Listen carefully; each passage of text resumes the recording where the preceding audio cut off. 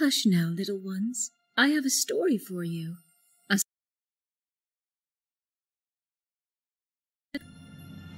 Long ago, a remnant of the ancient and forgotten Aboleth Empire conducted vile experiments in their underwater city, in a lake deep below the surface.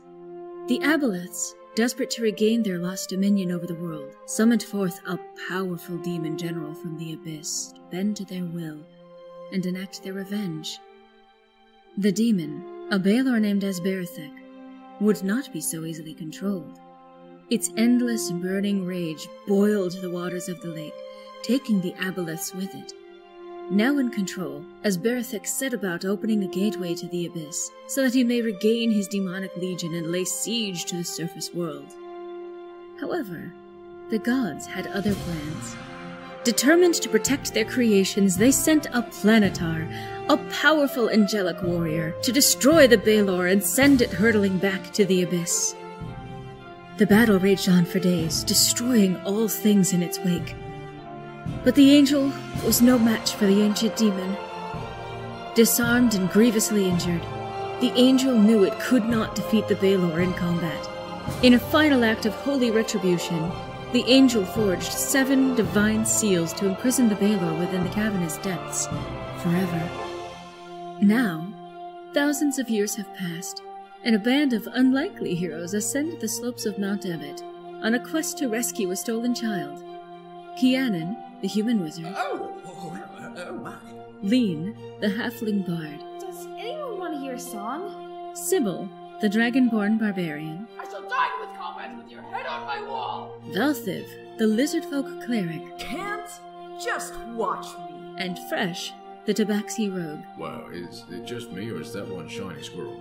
These brave few have but a humble beginning in a much larger adventure. They know not of the fate that awaits them in the Underdark. Last time, on Dungeons and Douchebags, our heroes valiantly struggled against a fearsome Remoras with the help of a band of Duergar, though their intentions were not to aid, but to enslave. The Duergar sold our heroes at auction to a fire genasi by the name of Broilby, who immediately set them about the task of sprucing up his tavern. He offered to our heroes the possibility to leave his employment, but only once they'd completed their work to his satisfaction. Will our heroes be able to complete this task? What else will this genasi require of them before letting them go? Will he even truly let them leave? Find out tonight on Dungeons and Douchebags, the Underdark.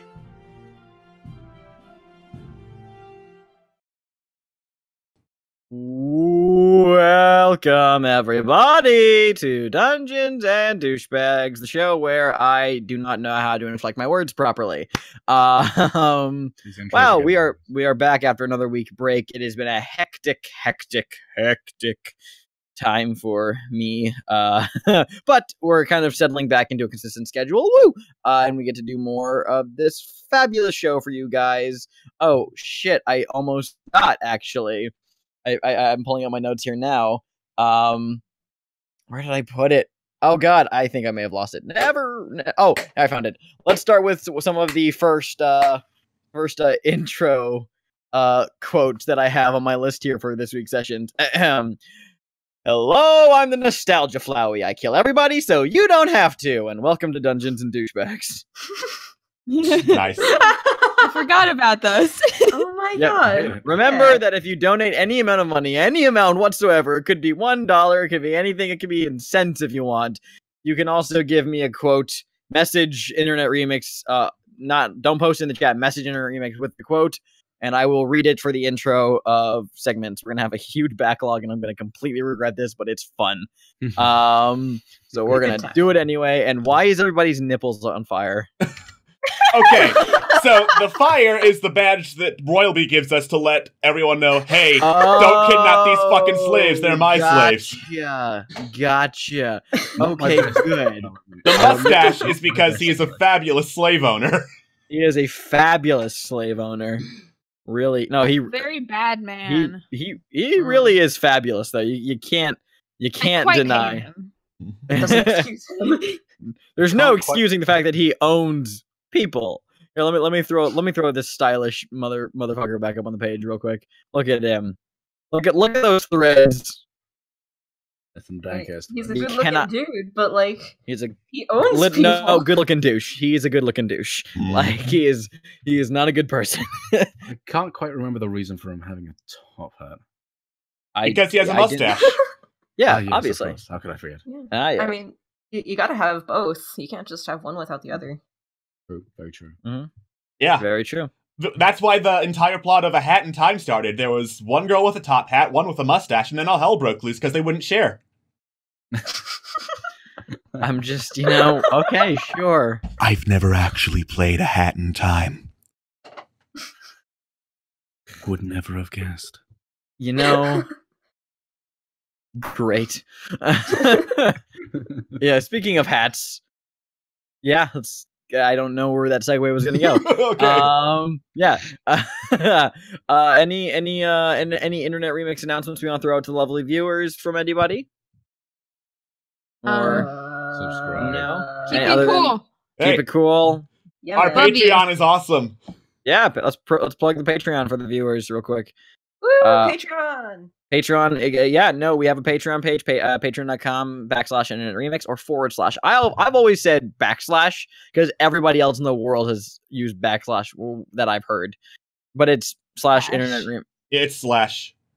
It's / but Whichever everybody. way it Jack. leans. I know. Leans. Bill.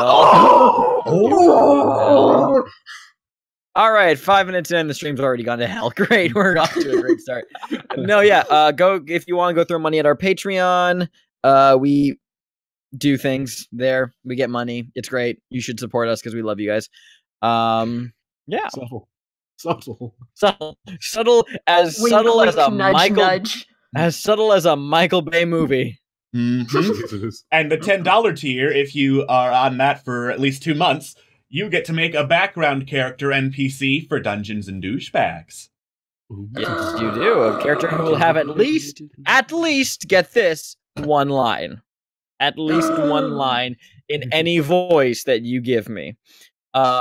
Which I'm gonna regret. But yes. Has the That's- voice of Toad.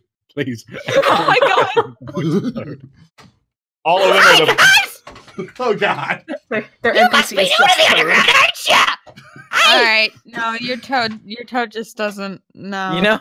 can't fucking jet. I could literally we're underground, but I can still make a meteor crush you. Why do that when it's just easier to say rocks fall, everyone dies? Because the fact that Yeah. a meteor took its time to go all the way out of the sky into the underground really shows how much the gods hate you. Yeah, but it's I still did. a I rock died falling like and everyone dying, so why not just say rocks fall, everyone dies? But make it a flaming rock falling but this from one's a space, space rock. Alex. Yeah, space rock. It's a space rock. It's better than Earth Space rock. It's Exactly. a space rock! A space rock, but a space! From Are you guys space. enjoying Oh. the stream so far? You know, that only makes me think of the movie Joe Dirt. Oh my god. Yeah. That there's dirt. Yeah. Oh goodness. Me too. Well, yeah. Well, hello everybody. Hello, everybody. we're continuing our Undertale inspired D&D campaign in 5th edition, Underdark, written by myself, dramaturged by literally everybody that's better at writing than I am. And yeah, it's great. So, we let's hop into it. Fuck Why yeah. don't we? Yeah. So you all have just I suddenly become walking. You all have just entered the employment. For employment is a subtle way of saying you are now slaves of a fire genasi individual named who's given you the name Broilby. And he is the owner of an establishment in a Durgar fortress here in the Howling Glacier. And he kind of showed you around his place. It's kind of a tavern. and you kind of got the vibe that he straight up told you that he isn't he's a businessman looking to spread his influence and kind of really take root here in the Duragar presence. Kianan, you suggested that you suggested a name for Broil B's establishment. Yes, I did. It was Broil B's. And you know, that might just catch on. That might just catch on. But we'll see. So what Broilby has done is he's given you all guys these pins, these flame insignia pins that are the same emblem he has emblazoned outside his establishment. This is all in an underground fortress, by the way. This is not like an open city street in the cold. This is an underground fortress of like just gray arch stone hallways, and his establishment is pretty much in one it's in like a chamber that's been heavily renovated. It's almost off-putting, the fact that there's wood paneling here and like carpets. It's the only sense of flavor and more in this entire complex. Hey, thanks, Emmy, for the bits. Thank you, Emmy. Thanks. Yeah. And you guys remember that as you guys were walking into the fortress, you notice that unlike dwarven architecture above ground, this had no like style. It was sheer blunt efficiency. Like there was no like carvings or extra like details added to the pillars or walls. No, this place, it serves only one purpose, and that is fortification. There's no need. There's like no artistic presence in this place whatsoever. So that makes it all the more. It's a little bit jarring to go from that to a suddenly brightly furnished, wood paneled, luxurious room that smells of rich spices, incense, and cooked meats. So you guys are he's gathered, and you guys were bathed and well groomed, and he has toted that you guys are kind of you guys are special, because most other slave owners in the fortress would be whipping you guys in the forges with the fire elementals, and he is merciful enough to not be so savage. Remember, he's a terrible, terrible person. Mm-hmm. Really hammering this in, because still a slave owner. You can fuck a slave owner if you want, but he's still a slave owner. Hold on, let me just... Exactly. I click to fuck the slave owner. Mm-hmm. You're gonna roll it. Are you gonna roll to fuck the slave owner? Oh god! There we go. Would you like to roll to see if? Actually, hold on. So fresh, Acrobatics. I am acrobatics. You show off your Kama Sutra poses. Oh, okay. So let me tell you exactly what's happening right now. So you, fresh, you decide that, to make the best first impression you can on your new employer. And you immediately begin adapting into a number of heavily flexible poses and backflips and stunts, just out of nowhere, really, like drawing the confused gaze of your companions. And you watch as Broilby just quirks a single eyebrow at you from above the rims of his glasses, and there's just a kind of, you finish your little performance, and there's just this little moment of awkward silence. And I'm gonna roll a d20 real quick. Hold on. Okay.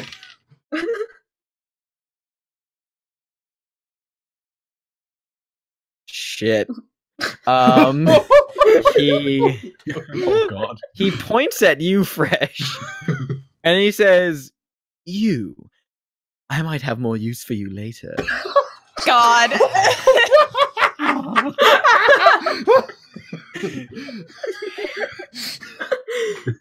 God. I'll happily be of use. Good to know. Mm-hmm. Yes, Lean? I just can't believe this. I lean over with a confused expression, and then Hobart leans from behind my head with the same expression. If you guys can imagine the sight of a red panda raising a single eyebrow, it's pretty impressive, actually. And Broilby just kind of takes. Broilby actually kind of, because he rolled so low, he actually takes a few steps toward you, Fresh, and he begins to like tussle your chest fur.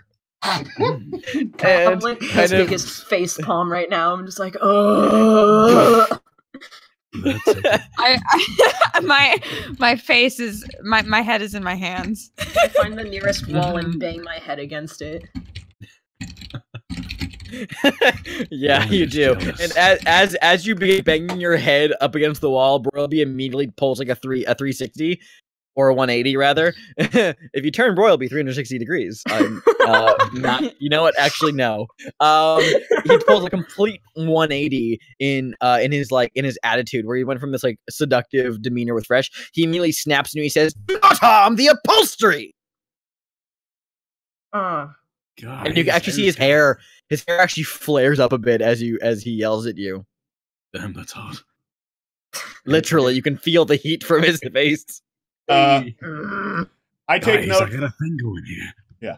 I am going to take note that his hair is actually fire, and the fact that I know how to cast pyrotechnics.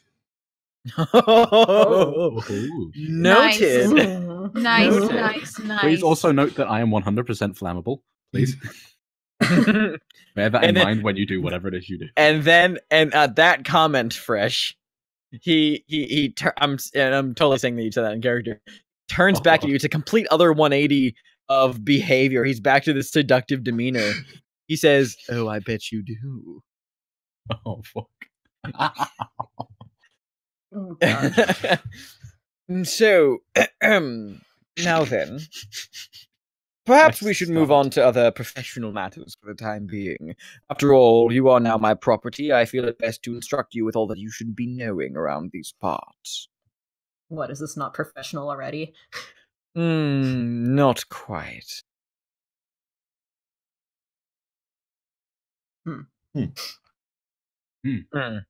So So, anyway, this is getting annoying. Now then, listen, I'm a very, very busy individual, but I will not have you just traipse about the fortress acting like you're, what you were on the surface. We need to spruce you up a bit more. We need to make sure that you know what you're doing around here so you don't end up at the bottom of a forge. So, let's see. He begins, surveying all of you again. You there, blue-scaled dragon lady, come here. And he just, walks Sybil over into one of the far corners of the room and, whispers something to her. And Sybil's been kind of quiet, just kind of observant so far. But then, suddenly just chimes up, "You got it!" And then, charges off into a room. Almost a little, too quickly. And yeah, and then and you kind of wonder for a second what's going on, but then suddenly see Sybil bursting back in the room, suplexing 3 different crates of supplies. God, and suplex him. just begins hoisting them everywhere. And Broilby says, "With all due respect, none of you seem quite as strong as your ally there. I think it best if we leave the heavy lifting to her for the time being." In a manner. Lean mentally, we all know I'm the tank here, okay? Yeah, definitely. Well, she seems perfectly happy doing that. Yes. Well, let me look at the rest of you. If my restaurant is to be the peak culture here in the fortress, I am going to need a proper staff. Now then, you there, potion slinger, what was your name? Keenan? Kianan. It's relatively hard to pronounce for some people for some reason. Oh, so it's 3 syllables instead 3 of syllables, 2. yes. Wonderful. Kianan, then. You are skilled in the arts of magic, was it? I know a thing or two about magic. More importantly, I know how to ensure quality. And then I pull out a business card and hand it to him. He actually just he just takes it and actually looks it over in a very professional, entrepreneurial way, and he says, "Oh, fascinating. I've worked with your order before. Oh, really? Quite good. A little too heavy on the debts, but never mind. Let's see. How are you with brewing?"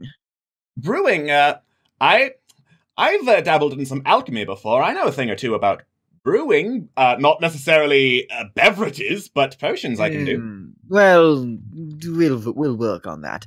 Nonetheless, I'm sure your assistance to quality will make you a very lovely host or manager, depending. We'll see. Now then, you there, scaly green man. What was your name again? My name... you know, my name's not important to you. I think it is. I own you. But do you really? Yes.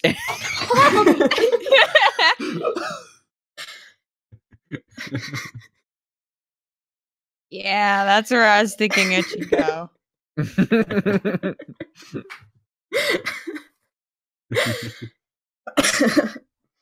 Yeah. Sorry, where were you?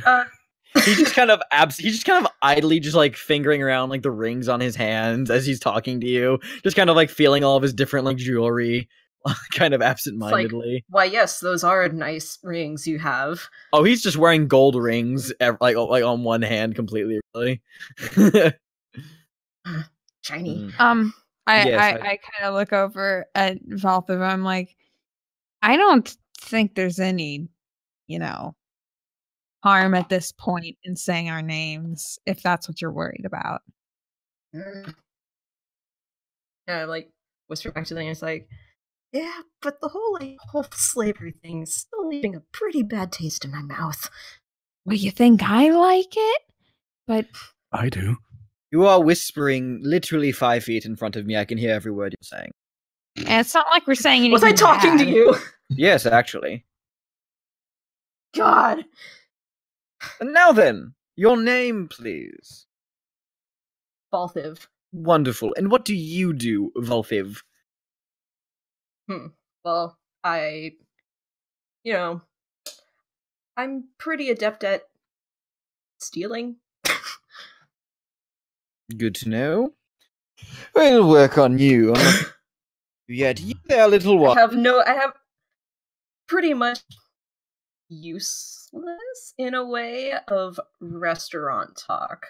You probably don't want me around. No, well, we'll see. I'll make something of you yet. You there, little one. He points at you, Lean. Remind me of your name once more. I'm Lean. Lean, fascinating, wonderful. How diverse lot, all of you, might I add. Lean, have you ever worn fishnets before? Yeah, I have. All right. I've considered adding a bit of a cabaret element to my establishment. Would that be something you're interested in? Do I really have a choice? No, not at all. I don't really see why you would ask me then. Polite. It's polite for me to do this. So Listen. I want to run a stats at this point. Listen, I just want to run a good establishment around here. I'm not going to force you to do something you don't want to do. I'll force you to do something else that you're capable of. But I want you all to feel like you're not just slaves, even though you are slaves. I don't want you to feel like slaves. So, if you're not comfortable performing, Lean, then I have you perform. Perhaps you'd be a better waitress then.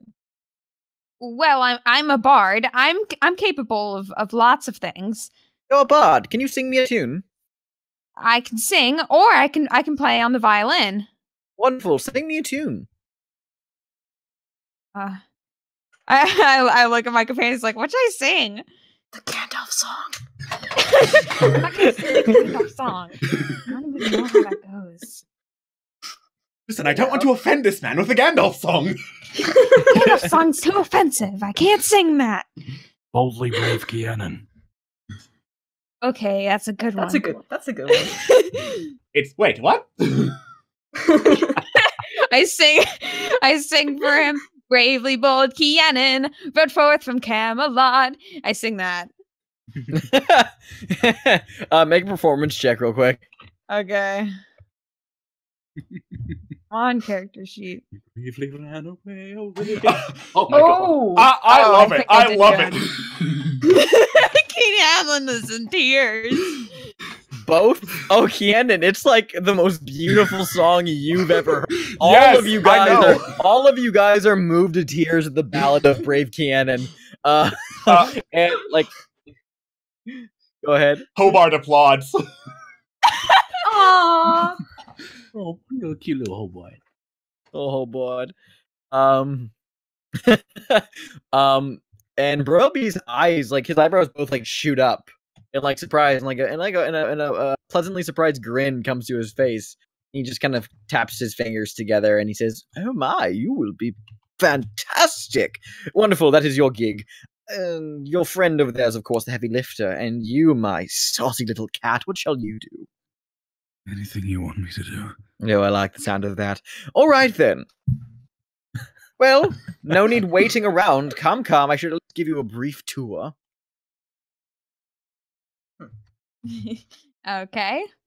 Yeah, Right. he begins motioning you guys, and as Sybil begins making her way over, he puts a hand up and says, No, not you. You keep unpacking. We have a lot of work ahead of us. And gestures for the rest of you guys to follow him out. Guess we do. All right. Yes. And as you guys walk out of the establishment back into the heat-filled, kind of smoky, musky halls of the fortress, says, "So, what do you know?" Wait, hold on. Yeah? I just your audio like glitched or something because I heard smoky, musty balls. No, those come later, Broilby. The smoky, musty ball. We jumped 5 steps ahead here. The smoky, musty halls of the fortress. God. This. I know where this session's going. All right, let me just take my notes and just begin deleting. All right. Great. Anyway. He begins escorting you guys through some of the hallways, through the crowds of Duragar, who are kind of bustling about and brooding. And he says, "So tell me, what do you know thus far?" Cool. About Everything, the underground, the Duragar, anything that is relevant. Well, we're searching for a party of. I'm looking around like, should we be talking about this? We're looking for Will we some get anything kids. from it?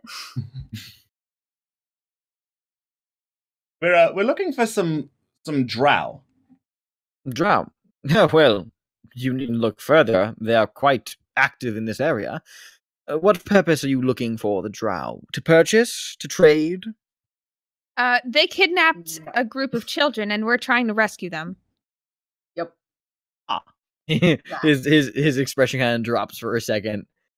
He says, "Oh, well, nothing new for the drow. They do, of course, take slaves, but it'll hardly do you good to begin fights around here. The Durgar and the drow are fiercely allied at the moment. You don't want the entire fortress down upon you. That would not be good for business. Now, whatever purpose you have for the drow, I simply ask you, put it on the back burner for now, if you will. It is not going to do any of us any good." That being said, listen, the things are a little tense around here, and that brings up a wonderful second point I was going to make around here. The Duragar are dreadful. He lowers his voice as he begins talking about this. They have no sense of art, no sense of real culture, and they're just grim. Hell, the name of the fortress is Fort Grimbone. And why are you here? Sounds family friendly. Because I was, like many before me, untimely brought here. But I found purpose and made business transactions along these parts. Of course, when the Duragar city fell, I retreated along with the rest of the refugees to the fortress.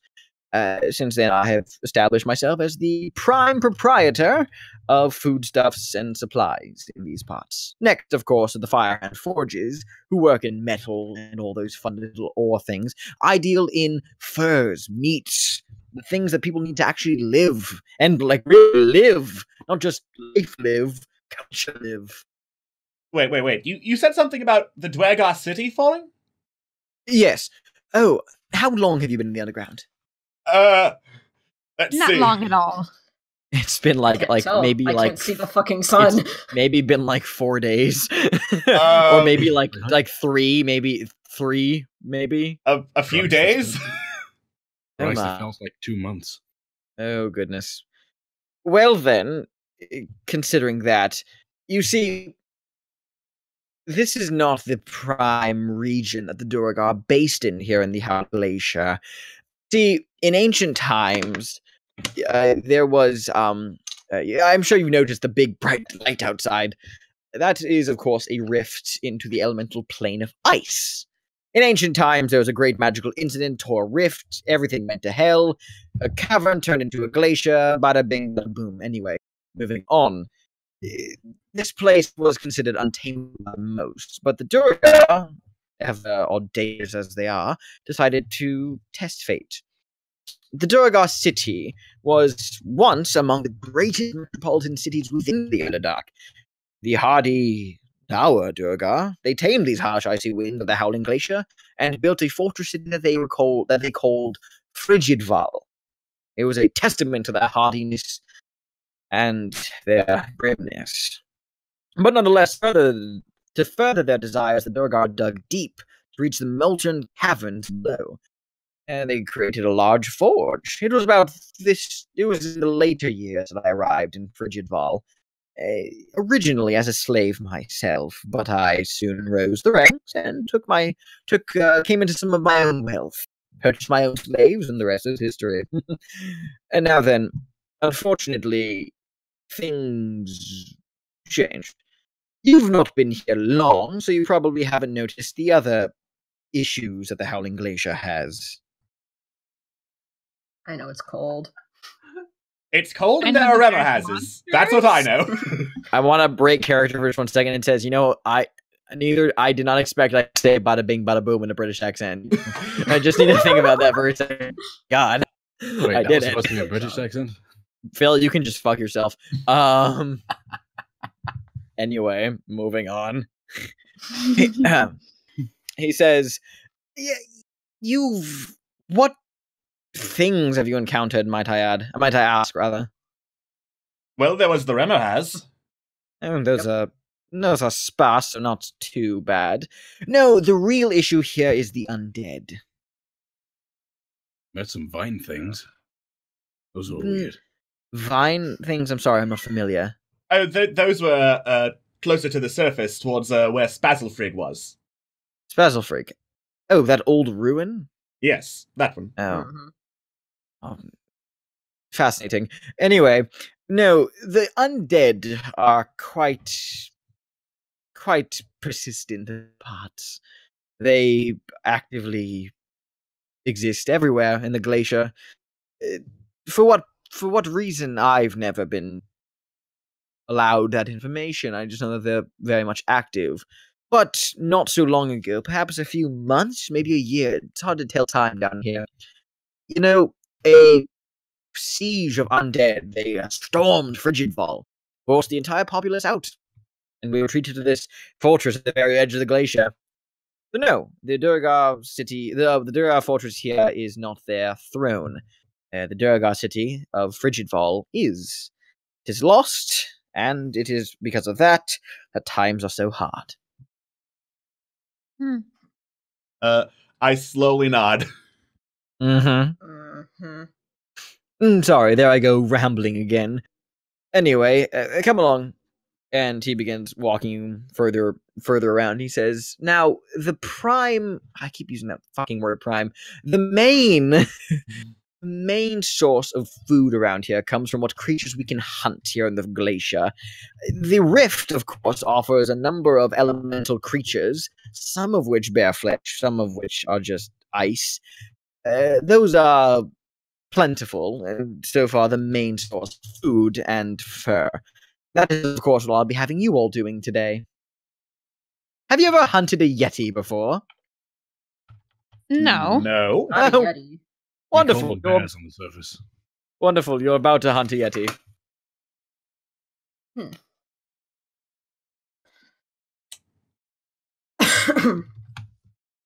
Right, one sec.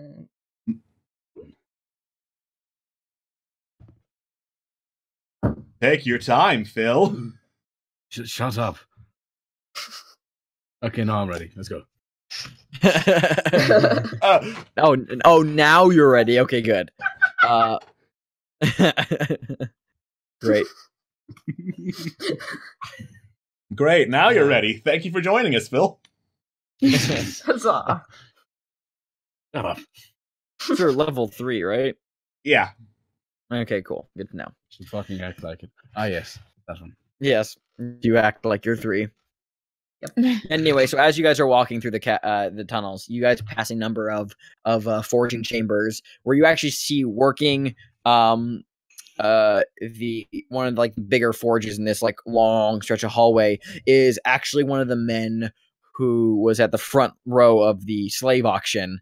This like especially muscle knotted Duragar gentleman with like thick bursting like white hair that's all that's actually like very finely braided into like thick knots, and his hair is completely like pulled back into a braid, and he's like hammering away at this like kind of crude forge.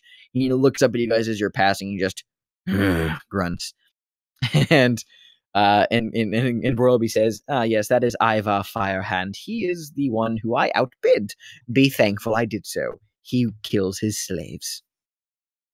Oh. Well, that seems impractical. Well, he's rich. I mean, He's rich, but slaves I are am useless richer. if they're dead. Not to him. That's supposed Bad to boy. mean. You don't want to even speculate. Now then, come along. Now, I'm sure you have many questions, none of which I'm going to answer at this time. But nonetheless, come with me. And he quickly pulls you aside into another side hallway. This place is like a labyrinth of hallways, and it's so maddeningly simple. You turn a corner, and it's like the exact same style you've seen before. You feel like you're just walking in circles. No, not circles, squares. Precisely cut and carved squares. It is maddening. And he comes upon this this place is at least a little bit more tolerable because there are crude stalls established. It must be some kind of marketplace. And he begins like guiding you through the various booths, and like Duragar like intentionally elbowing you along the way. Like you kind of hear like a couple of like voices call out from the crowd, like "Move it, you git!" Like as you guys kind of bump into one another.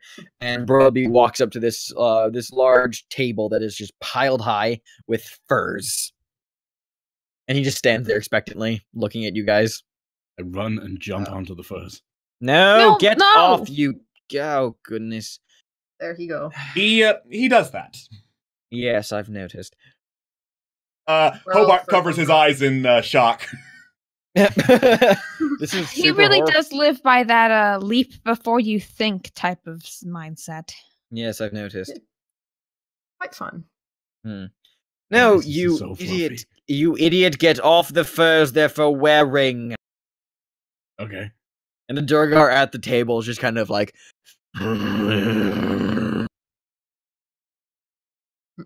Hey, big man.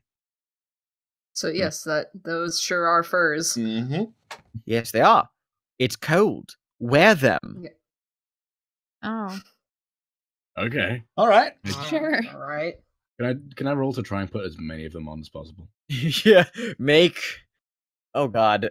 Just make a strength check. Oh, strength. That's saving. Okay. Oh, damn it! Oops. Well, Don't tell me this. Don't tell me this means. So he first begins throwing furs onto his body, and then he becomes like he actually piles on quite a lot to the point where he becomes an orb of fur with like little hands sticking out the sides before like all the excess just like fall off of him in a heap. Oh, that was so comfy. And the Durgar at the table just continues to. Looking good, fresh. And Fresh, you already have fur. Shut up. It's a Mexican dream. Royalby just begins to just put gold coins on the table, just refusing eye contact with any of you. Those coins. All right. I put on one of the furs and give Hobart just a little scarf. Of course, Valthiv, do the coins? Do you like how shiny they are? Yes. Are they tempting you? Yes. How bad are they tempting you? I want them. You're gonna grab one, aren't you? Yeah. Can I try and smack Valthiv's hand out of the way? You can try. Valthiv, make a sleight of hand check. I would assume that Lean, just make a straight dexterity check. I thought it would have to be some kind of perception or something. Just so that.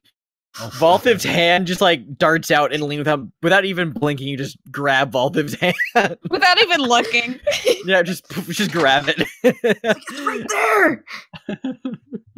No. And actually, Valthiv, as that does that, you see the coins almost get like brighter in your eyes. The shiny is so close, but you can't quite reach it. Right there. And then right as the shiny glow increases, what are you doing, Fresh? I was going to try and steal him, but I forgot I need to put sleight of hand. I was going to Sleight of try hand, and steal him right in front of Valky's face. Totally, do it. Ooh. Great. Fuck you. Yeah. You reach out and you grab one. I need you to make a Constitution saving throw. Oh no. So you take Fresh, you take hold on 1 second. Okay, not bad. You only take 1 point of lightning damage as you grab the coin, and you immediately begin like a pulse of electricity just shoots up your arm. Fuck. And Broil B, without even blinking an eye, he says, "Did I mention if you try to steal from me, you are electrocuted?"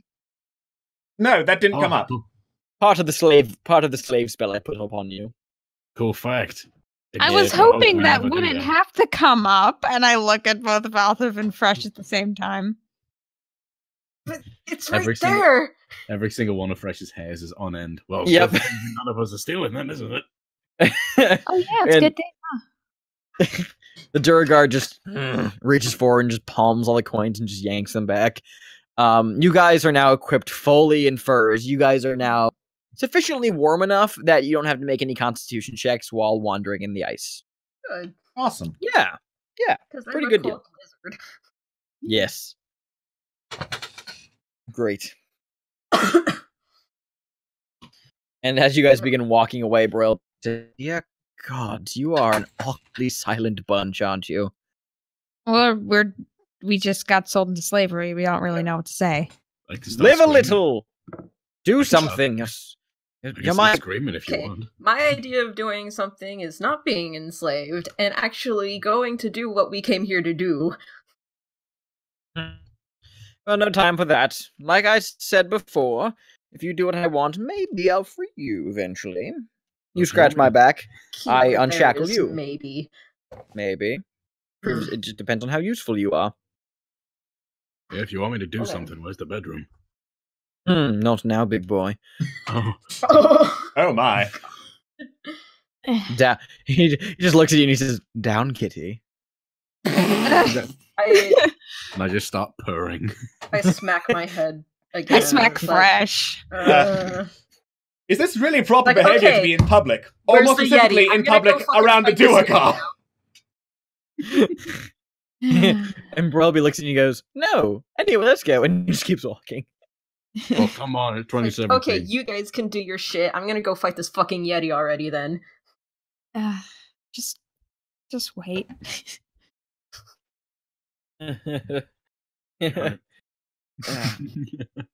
Well, it's this session. Yep, it is officially this session. All sessions are this session. Yep, because what else would you do with your sessions? Good point. Yeah, true. Now, Broil, you guys finally. Oh my god! What? I just got the loud ass donation sound. It's the 6969 number! What's 69? Yeah, thank you for 6969, Onyx and Roman. I hate Yes! I hate this It stream. is- I hate all of you. It is that game. It is this It is. session. Alright, I'm so well- happy. And now it's Wait, kind of oh. long.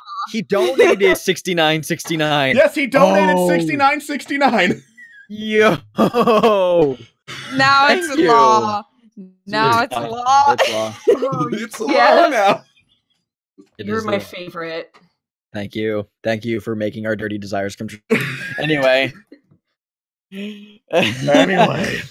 Anyway. Anyway, You we guys should go are find finally Yeti. making you guys are finally making some progress because you actually like recognize like bits of where you guys are and you kind of get the idea, oh, we're close to the entrance again. Broilby seems to be escorting you guys out. All right. Mm-hmm. Well, maybe And- what is it outside?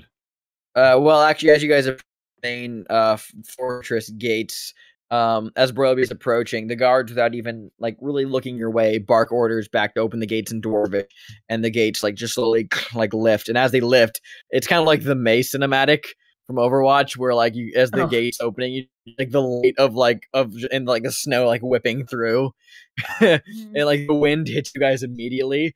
It's still frigid, but it's bearable now that you guys are covered in furs and like these thick hides. And as like the howling wind, it's like this it's like even like at full even as it's fully open, like the howling wind is just like persistent. It's just constant like it's just like blowing through, whipping into your eyes, and it's that kind of cold where it hurts to breathe. And actually Cannon and Elaine, since you guys are really the only ones with like flesh, like regular flesh, it's the kind of cold where your skin kind of cracks as well. Oh, damn. Ouch. Yeah, Dang, it's I that- gotta it's- moisturize. It's that That's how I cold. stay moisturized. You have soap. Soap is dehydrating. Don't you know? Wait, is it? Yes. Yep. It Oh, strips cool. moisture from your skin. That makes sense, actually. This has been a The More You Know stream.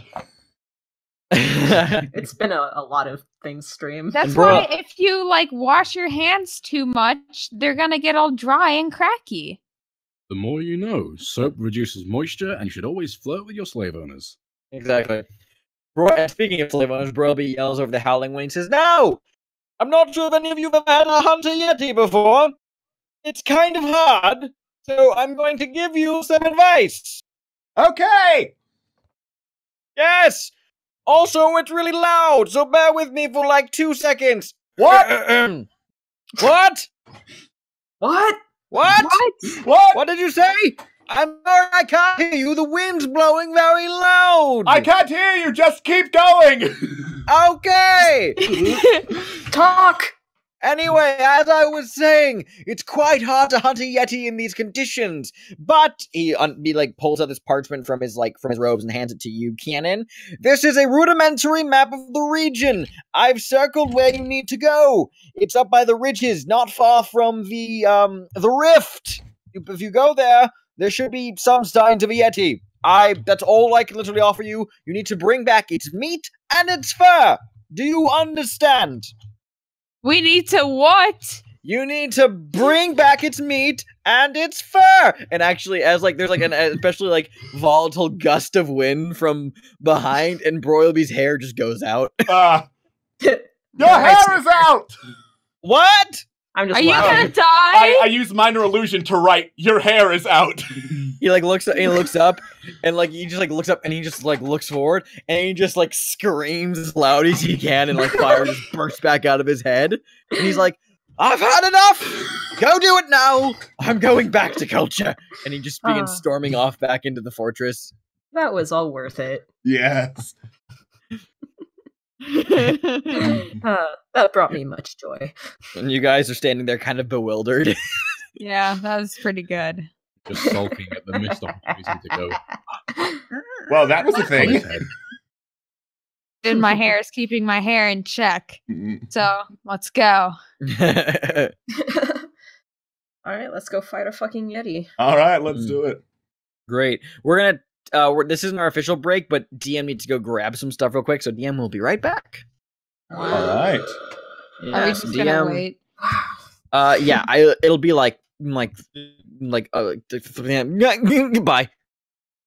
I can't Okay. wait to punch out Bigfoot. Right? To punch out. Are you actually going to punch him out this time instead of running away? Well, this time I am reasonably certain that my hatred for Bigfoot will overcome my sense to not have his character die. I guess keep that's forgetting about your that's disdain for Bigfoot. But this Bigfoot is can snowy eat my Bigfoot. ass. This is snowy Bigfoot, though. I Do you mean, think we're? sorry, go ahead.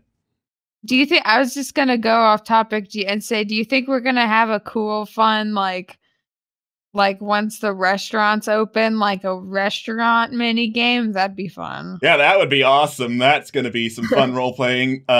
So a random idea I had: what if Sybil was the cabaret dancer? Yes. Oh my god, yes. Sybil's background is entertainer. Truly, the true. gods have mercy if Sybil is the entertainer.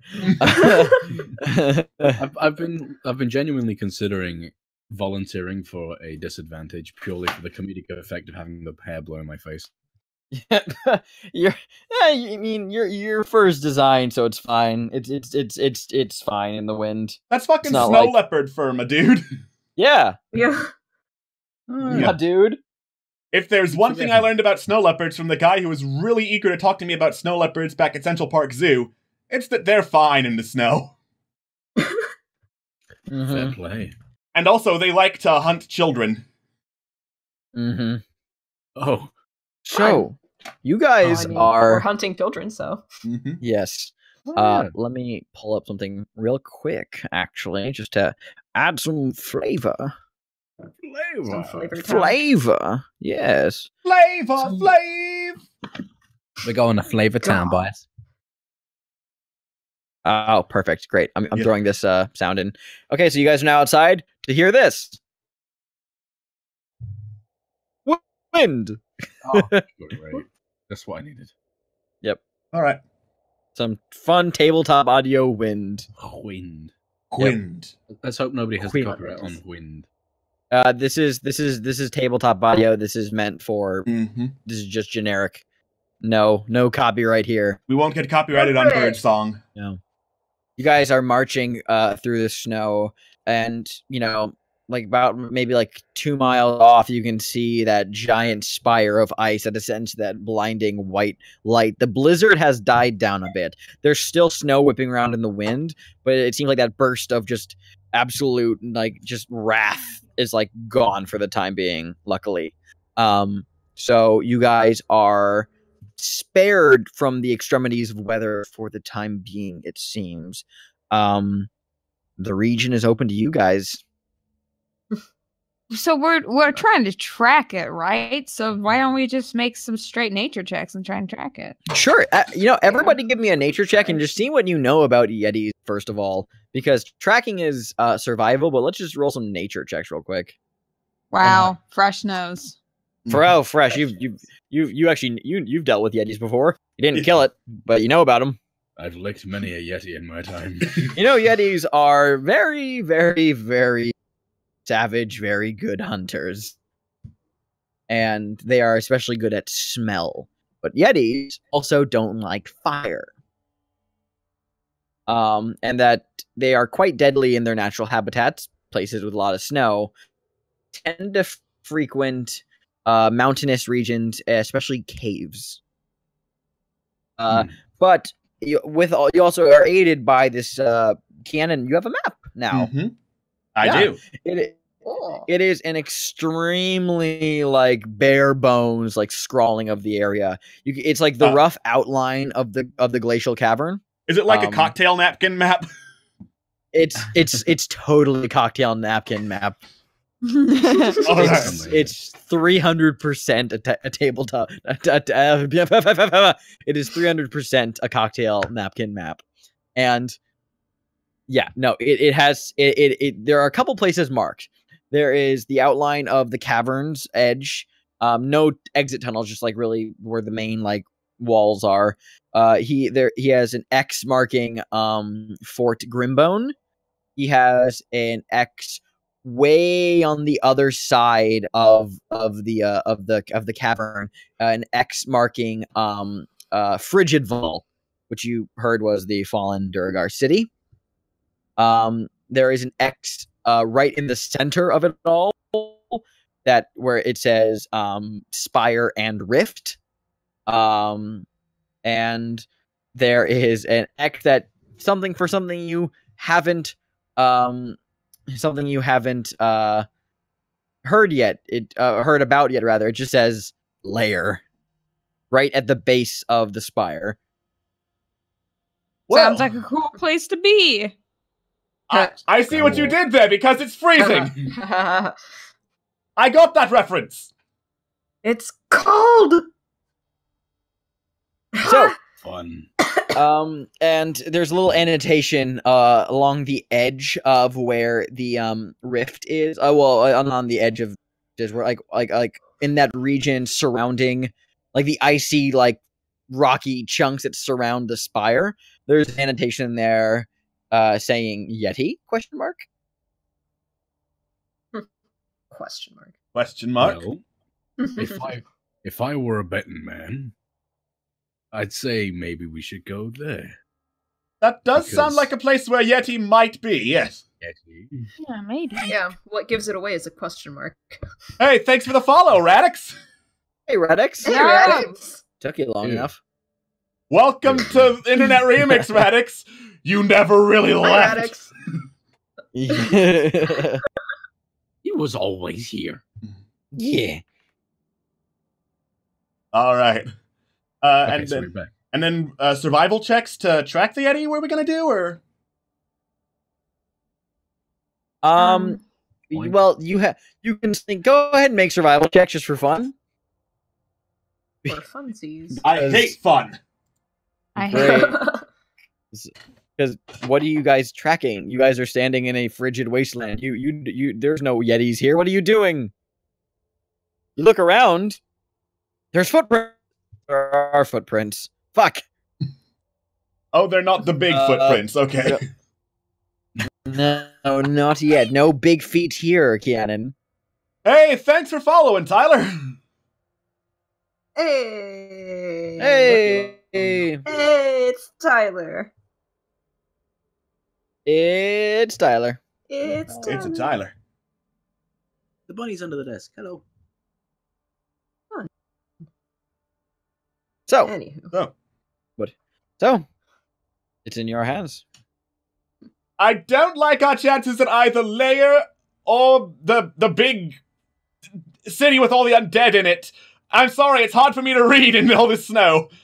What And to on do? the tiny, and on a cocktail napkin, which is getting wet from the snow, which is really just great. Oh, I can fix that. I'm going to cast Mending to make it dry again. That's a cantrip. Yep. Poof. Fixed. You just like consistently cast mending every other second. You could also reasonably do that with prestidigitation. I don't have prestidigitation. Then I will allow you to do with mending. That is a fun word to say. Prestidigitation. Yeah. All right. Okay, we should probably head that direction. And I point to the area on the map that says Yeti. That is just standing around being twits. All right. Sounds like a plan to me. I like Let's that go. plan. Sooner we go, sooner we can possibly not be slaves. And also not be freezing. Yep. Yep. As let's you not guys. rush- Oh, go ahead. Hey, let's not rush out of this whole slavery thing just yet. Well, you can Fine. stay if you want. I'm gonna go find these fucking kids. Look, just because you have a boner for the guy doesn't mean I do. Why Yeah. not? Come on, I it's slapped 2017. that. Everyone's gay now. Okay, you can enjoy being a slave all you want, but I'm not digging it. By the way, Fresh, I can't be gay for Broilby because I'm not a guy. You're not? Oh, sorry. And I'm 200 years behind the times, so take that as you will. Wait a second, Keanon. Does that mean that you're the racist grandma of the group? That racist grammar that you have to lock up on. Hobart just gives him a disapproving look. I'm just like, come on, man. So are we heading there, or are we just going to stand in the snow for the next? Let's go. I would go. imagine that we're talking about this while we're heading there. Yeah, Yep. you guys are moving along. We trekking. Mackin? We Moving right along. Moving around. Great. I like try to bundle myself up more in like the furs that I have now. I'm like, it's fucking cold. I'm just like sobbing about being cold like the entire time. Aha! You're right. I rolled to skip along in the snow just to mock everyone else for being so cold. Fuck you, Fresh. Great. Love it. Which I got 21 acrobatics. Means I did it, right? So, My learning. you guys are moving along. Just for following the map, I want one of you guys to act as the designated leader of the group in this expedition. So I want whoever is going to take that role to make a survival check to follow the map.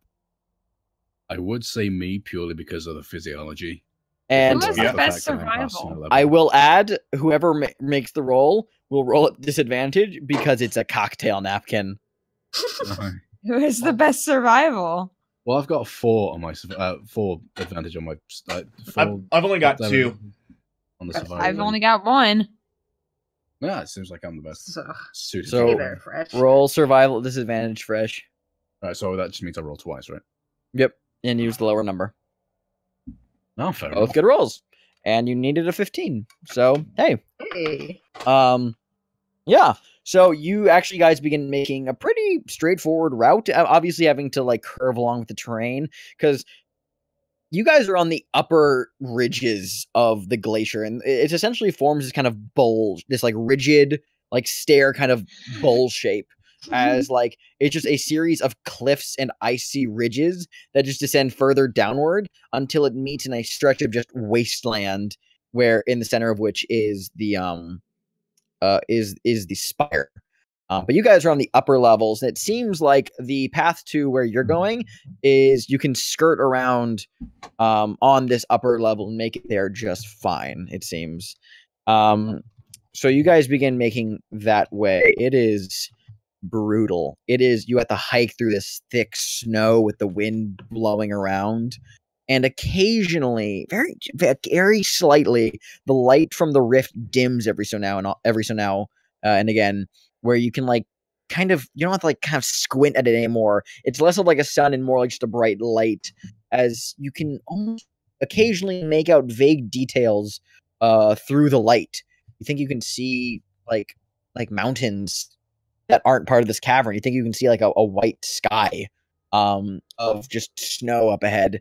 And then the light regains its intensity, and suddenly you don't see that anymore. You think maybe you got a glimpse into another plane. Whoa. Yeah. Whoa. And What the fuck moving was that? moving along, it is eerie how quiet it is. But it is clear. It is, luckily the snow isn't providing that much it's not impairing you guys' visibility that bad. So actually, how about everybody, just so I can tell you all what you can see, if anything, as you guys are kind of walking and looking around the Howling Glacier. How does everyone make perception checks for me, please? Eee. Okay. Well, Cannon. I mean, bits of you guys, like, like Valthiv, you really catch a couple of things that, that you're kind of fascinated by the big shiny light in the sky still. That's still pretty awesome. But there's also, there is kind of a natural beauty to this place, despite its frigid, harsh nature. That there is, you just kind of find like a solace in this kind of howling quiet, if that makes sense. Mhm. Cannon, on the other hand, you're busy looking at other things. Namely, as your gaze you looked up at the rift, and your gaze kind of just shifted down to like just follow down the immensity of this central spire. And at the base of it, something catches your eye. Several things. A bunch of hundreds of shambling figures that kind of just just shamble around that region around the base of the tower, just kind of stumbling around. And even at this distance, you can tell they ain't living. Everyone, I think I found some undead. Great. Where? I make a minor illusion that points down towards them to help everyone see. Oh, Like- we should go say hi. Like draw an arrow in the air. Yep. Yeah. And that's luckily like about like that's like a mile, 2 miles away still, like from where you guys are. So it's far, and it's comfortably far enough. But Cannon, that's not all you see. You also see that along the base of the spire and in a couple of places in its mid region, there are a couple of holes that go into the spire. A couple of round circular holes that seem to maybe be tunnels, perhaps. And there are some of those undead move in and out of those tunnels. You've noticed. But that's not all. Something more immediate to you catches your eye, and you almost would have missed it. In fact, all of you would have missed it. But your keen eye, Kianan, they catch sight of the slightest glint of metal poking out of the snow, maybe a good 50 feet from your current path, like away from your path, not on your path, but like just kind of off in like in a heap of snow. You just catch the faintest glint of something metallic sticking out of the snow. And there's something metal over there. Ooh, Well, I say let's avoid the undead and check out that metal thing. I want it. All right. Let's go to the metal thing. Yeah, you guys march on over to the metal thing, and it's just a simple tip of something. It's a sharpened, slightly curved tip, like about like an inch thick as well. Just kind of delicately poking out of the snow. Can I dig it out? I choose Yeah. you know this thing is now my new god. Yeah. Behold, all hail the mighty point. Valthiv, you begin like shifting some of the snow. It's a war pick. It is a dwarven war pick that has been long buried. And as you go like, oh hey, shiny, you grab it and you like lift it up. And you drag something else with it out of the snow. A corpse-like hand still gripping the base of the war pick. It comes out with it. No, hello. A corpse-like hand that is just like, it's like bound in thick furs and hide and leathers. And its skin is this. You can't tell if this was a Duragar or if it's a dwarven individual. You can't tell if this was a Duragar or if its skin has always just been this kind of. This skin is a bluish purple as a result of cold. But even though it's kind of mummified in appearance, it's still very well preserved from the cold. You're not sure how long it's been here. And there's a bit of a, but the corpse doesn't move. It doesn't seem like this is one of the undead. Yeah. Who took it out again, by the way? Valthiv. Valthiv. Okay. Well, in that case, I'll leave it to Valthiv to make the first move. Get off. I try to kick the body off of the pick. Yeah, and you kind of just make a strength check for me, please. Mm-hmm.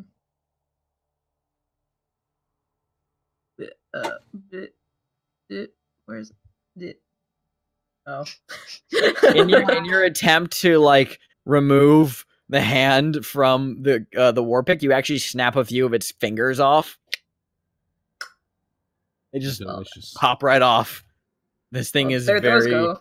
Yep, and you kind of have to wrench it from its grasp. And you end up ripping off the entire like wrist as well, and it's just kind of morbid sight as like Valthiv begins like chipping away this hand from the war pick. Get off! Valthiv, are you sure this is a good idea? What? I want it. I don't want it with the hand attached. It might be like haunted or something.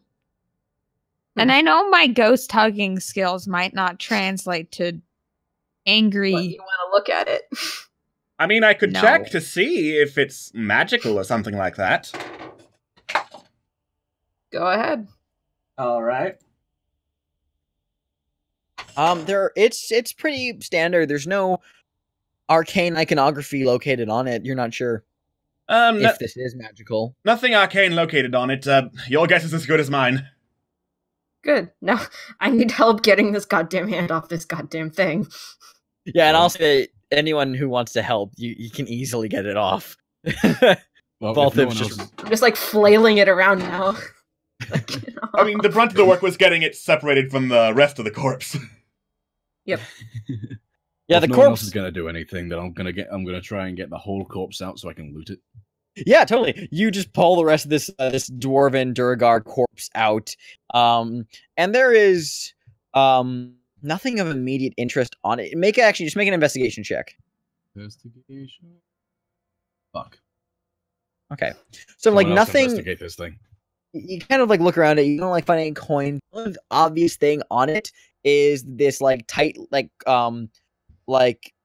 book bound in a in like an old weathered like leather cover, and like most of its pages are just ruined. You can already tell.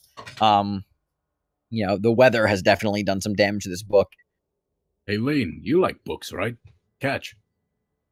Should I make like some sort of dex save? Sure, go ahead. Bunk. The book just hits you in the head. All right, Oh. that's this true story behind the Band-Aid. Yep. All right. There we go. I pick up the Backstory book. discovered. Yep, you pick up the book. It is a hefty journal of sorts in terms of its, design. Nothing scholarly. It's just a simple like leather binding, and pages are just they're bad. Just out of this glance of when it's closed. Can I do an investigation now on it? To look, what are you gonna do? Let's see what's inside. Sure, make an investigation check. Yeah, no, you do. Ooh. You are able to pry open some of the pages, without tearing them. Like I said, the weather has just destroyed this thing. But you crack it open, and you see that there is just long faded or running ink written in Dwarvish. You can catch out a couple of words here and there talking about undead, siege, city, refuge, these like words. This must be an individual who was who did not necessarily make the pilgrimage from Frigidval to Grimbone. And but a couple of words stick out to you. In particular, there's a sentence the last written page on that you kind of looking through it. There's a single final page about 3/4 of the way through the journal that seems to have been the last entry.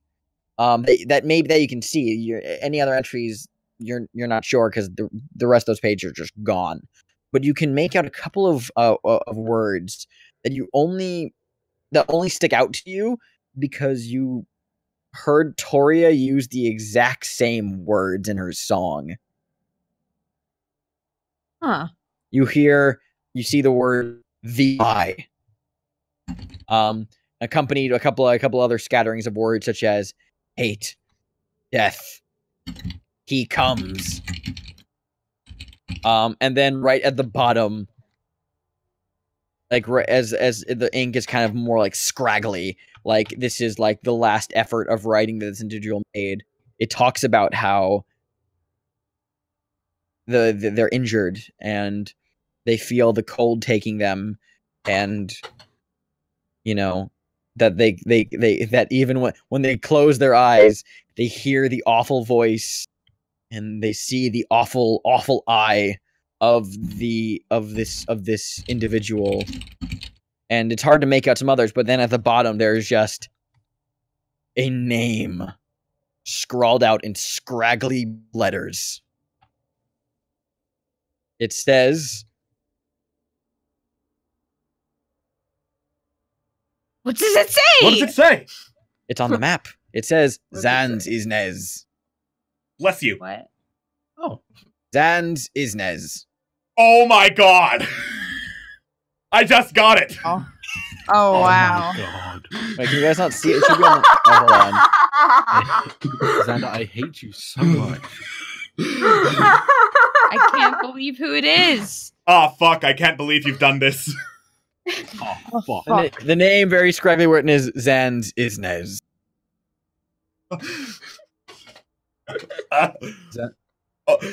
Please let me know that's his actual name, and he talks with the voice of the man with the tinfoil hat.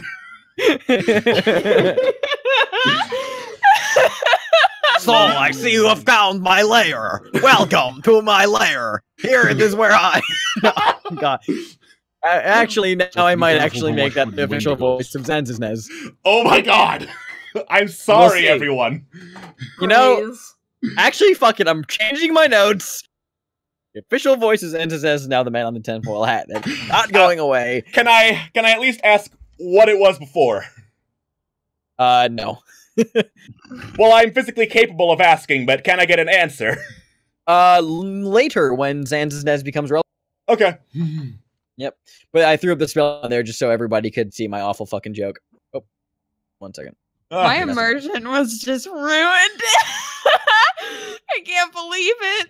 Zan's Nez. No, you're in the background layer.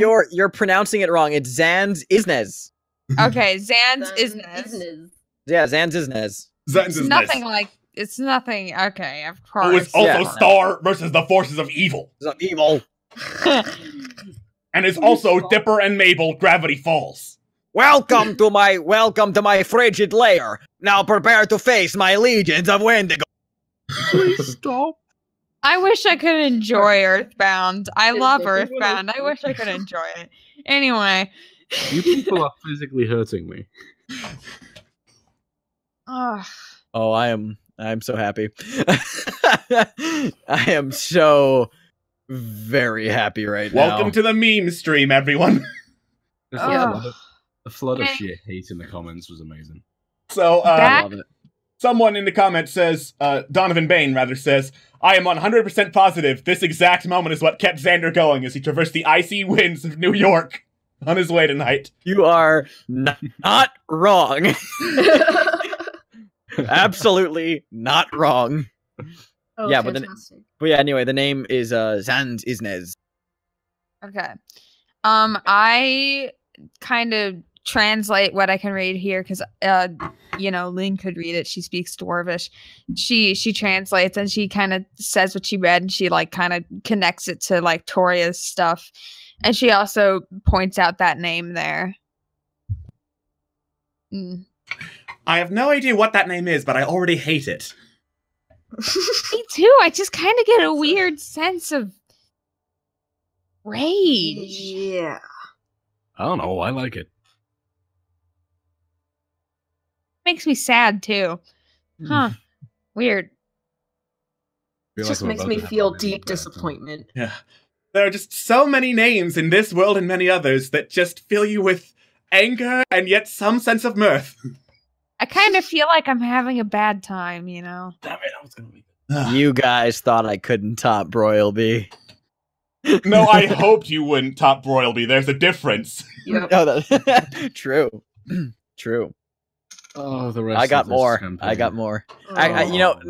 I got more, but I think Zand Isnez is probably my finest work. Probably. Is that Zanz's Underdark?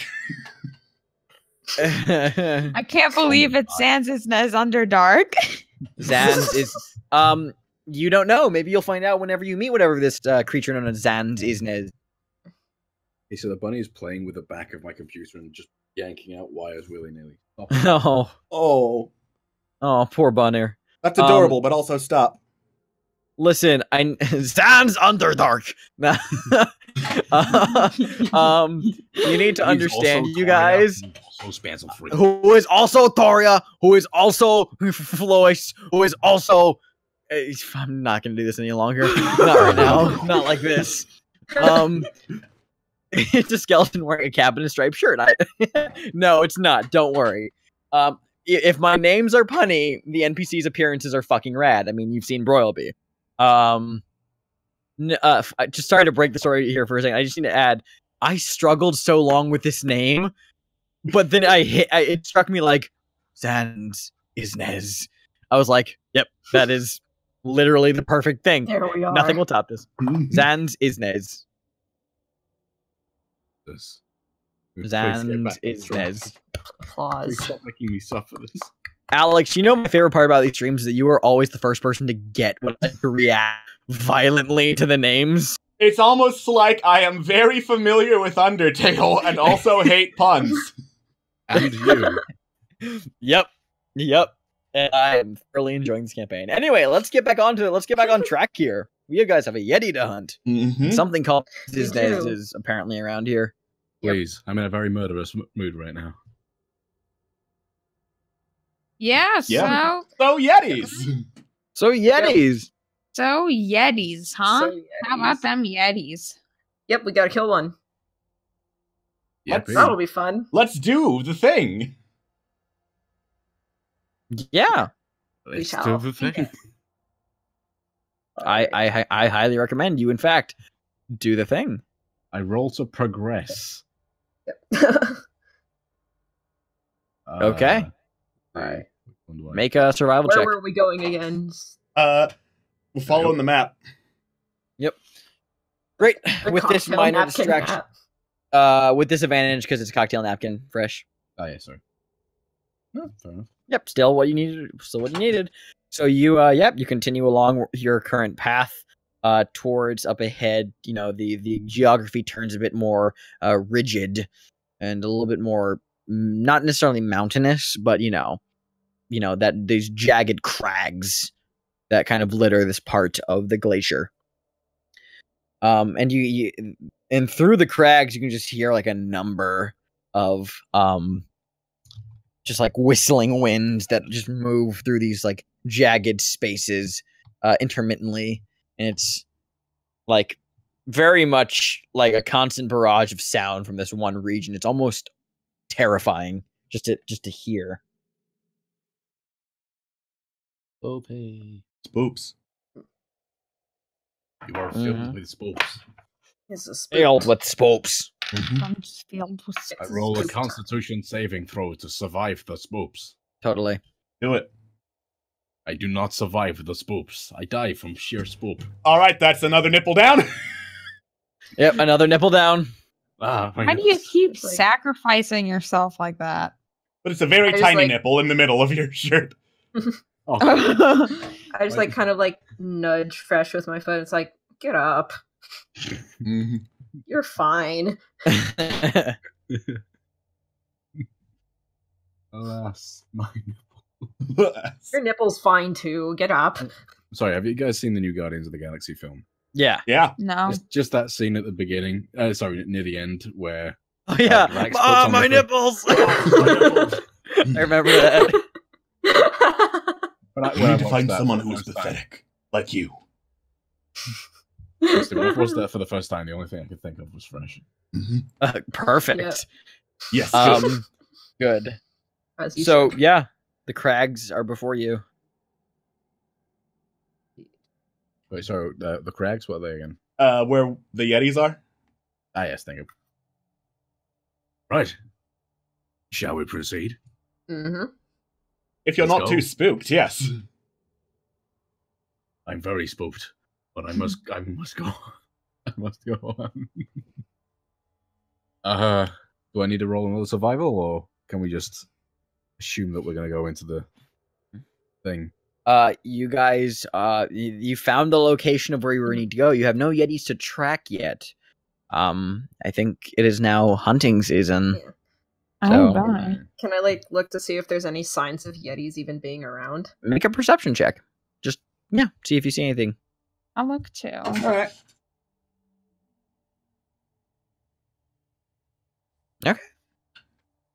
Yeah.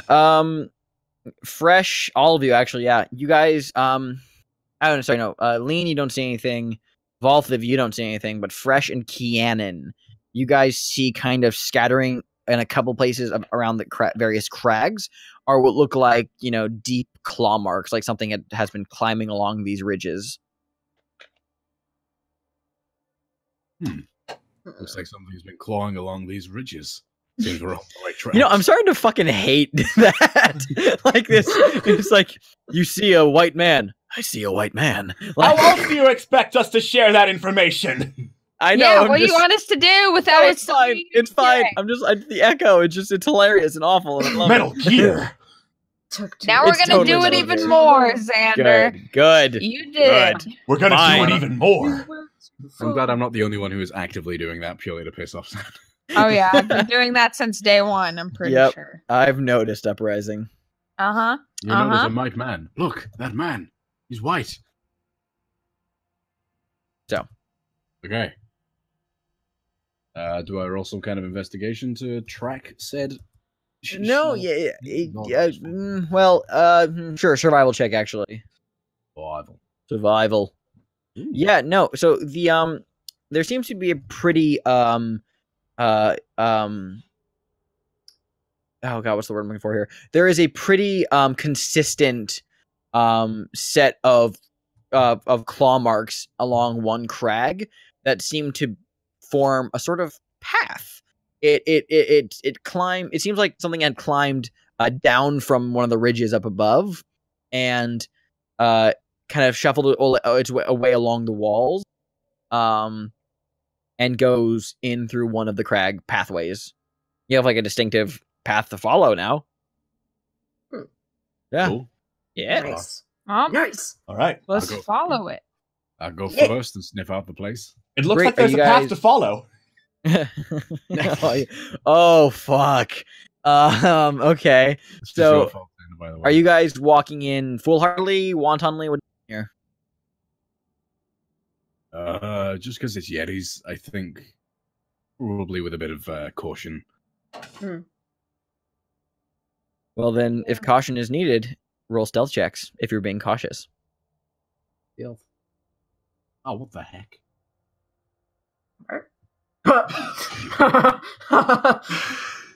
Damn it, Valthiv! You Oh, got yes! your damn stealth. So- are you here? Volthiv storms in and shouts, "Let's be stealth!" So, Valthiv, does Valthiv have a last name, or is it just Valthiv? It's just Valthiv.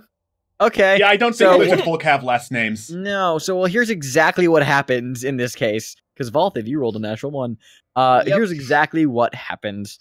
As you guys are kind of like getting yourselves ready and just like taking a few breaths because Yeti hunting seems like a terrifying endeavor, you just hear suddenly Valthiv just goes charging forward, weapons extended, like arms to his side, screaming, Valthiv! And Oh shit, he runs just went in. Yep. Yes! Yeah, oh, shit.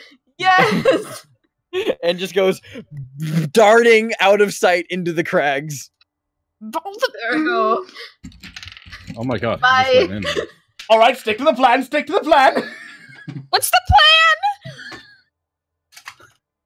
plan? The plan's just to follow Valthiv and try and not let him kill. Try and make sure he doesn't fucking die. Okay, let's just go Yes. follow Valthiv, I guess. Valthiv, Yeah, you just- moron! Valthiv keeps screaming that the entire time, over and over and over again, charging inward. Well, if you can't beat him, The join cold him. finally got to me.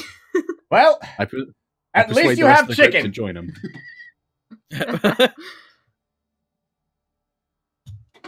So what are you guys doing? I roll to persuade the rest of the group to join in, screaming, Oh. running in there, shouting Valthiv. I But I'm mean, not sure 14 is enough. yeah, not really. And also, just fun house rule, I don't allow play persuade roll other players. Yeah. It's cheap. Okay. Yeah, no worries. that's Yep. So yeah, Valthiv, you guys are still standing there. Valthiv just keeps running in, and eventually you just hear Valthiv's voice get procedurally just more and more far away. Should Let's we go. just go home? Well, let's We- bail this dumbass out. So, real quick, before anyone runs in, since Valthiv, you've actually gotten a pretty good distance so far.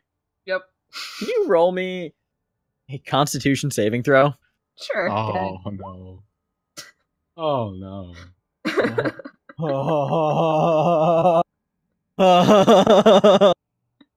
Yes. So what No. happens? What happens is, Valthiv, what's your health, by the way? Oh, I love that 26? question. What is it? 26, I think. Nice. So Valthiv, you are just running. Would you like to do the Valthiv scream one more time? Valthiv! Great. And as you're running, you're in mid scream when suddenly you feel an icy coldness take over your entire body, more so than what you've currently encountered, like a cold down to your bones as you just begin feeling yourself stiffen and like you can't move. You're paralyzed, and you take 11 points of cold damage. Oh, fun. And you're currently paralyzed, immovable in place, and you're in your panicking mind. Suddenly you're just like, what's going on? Why is this happening? Why can't I move? And you hear just like something along the sides of the walls. You just hear something sounds like claws moving along ice, and then jumping in front of you. This giant white furred, horned creature, like staring you down. Its eyes are this cold, icy blue that seem to emanate the source of the frost you feel on your body as it stares at you. This is fine. Yep. So, the rest of you, you guys running in? Yeah. Yeah. Yeah, let's Great. go for it. So this is what you guys walk in to see, is you guys come running along, the footprints and suddenly silent screams of your lizard folk comrade as you turn a corner in the crags and you come upon the sight of a seeming petrified Valthiv being stared down by a 10-foot tall Yeti. Wow. I think we found it. Yep. You know what this reminds me of? It reminds me of the fact that abdominal snowmen call their offspring children. I hate you. Triple disadvantage for the night. And as you guys come around the bend in the crag, coming face to face with the Yeti, it breaks its eye contact with Valthiv, looks at all of you, and lets this roar like you've never heard before. This roar sounds almost like a howling blast of wind, is what it sounds like, and it's very off-putting, and it's not a sound the DM can really make. So the best I can do at this is it's kind of like the sound that's much more amplified. It's kind of like this, but like this bellowing kind of howling scream. It's also not a sound I can make at 9 p.m. Exactly. That was a weird noise to think of, isn't it? Yeah, isn't it? So why don't all of y'all roll initiative? That's a silly little thing. All right. So okay. So 25 to 20. I've got 18. That's not that's not in the number range I listed, but sure.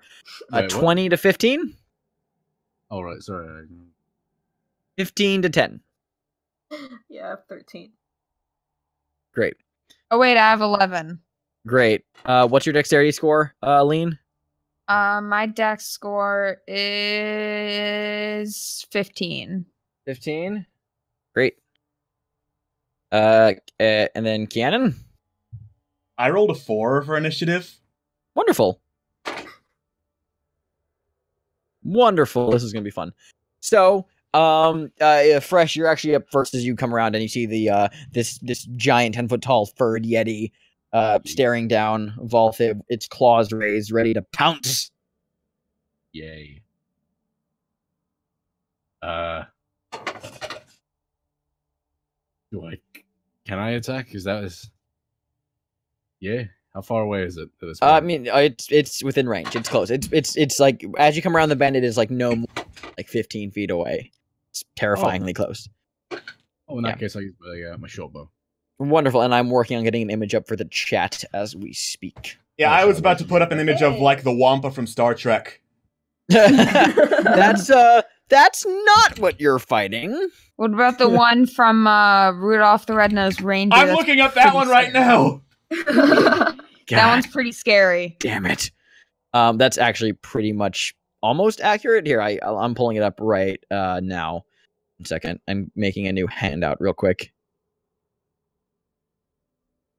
When did you guys fight I was like, suddenly like, why is there a ghoul in the... Oh, that's because... Yeah, that's because I DM'd it, and they fought that in Timberdale. Totally. That was the Shiloh the Buff storyline?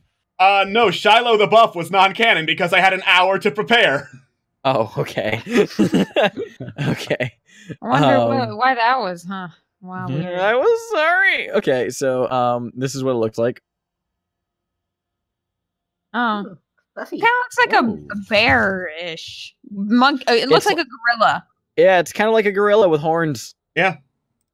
That's terrifying. And this is what the Abominable Bumble looks like. You're welcome, stream. Oh, God. Oh, no. Welcome to my nightmares. It's pretty much the same creature.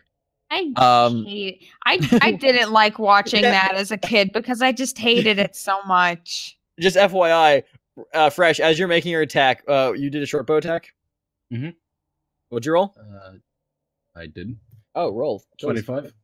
25, great. So, roll damage, that hits. So yeah, right as like you fire an arrow from your shot from your short bow, and right before it hits, the Yeti like just like suddenly opens its arms and goes, "Welcome to the Himalaya," and then gets shot. No, that doesn't happen. That doesn't happen. That does not happen.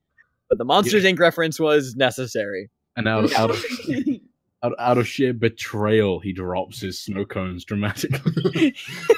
Yeah, exactly. But yeah, no, you catch the Yeti in the shoulder, your arrow piercing through its fur. You can see that it's like red blood suddenly begins to just mat along like the fur there, and it roars out in pain. Good job, sir. Yay. So then that would be on the next bout is Valthiv. You are paralyzed. Yep. Why don't you go ahead and make another Constitution saving throw? Yep. Much better. As your comrades rush in and fires an arrow, drawing the gaze of the Yeti away from you, you focus all of your remaining willpower into fighting against it, and you begin to feel warmth return to your body as your muscles give, and you can move, and you're free. You're no longer paralyzed. But that entire turn. That's your entire turn. Yeah. Yeah. Yep. Great. I'm okay with that. Lean, it's your turn. You beat the Yeti. What? You beat the Yeti in initiative order, I should say. I was like, damn, that was Lean, fast. you are so intimidating that the Yeti just drops dead. I was like, I mean, I know I'm tanky, but wow. So, what are you gonna do, Lean?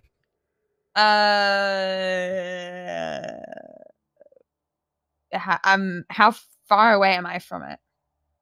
Like 15 feet.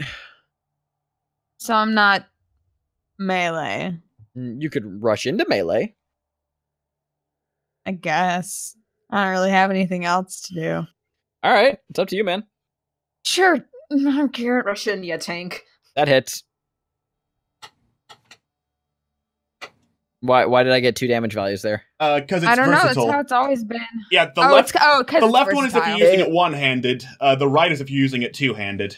Which And one I are you always using? do two-handed. Fantabulous. Yep. Great. Yeah.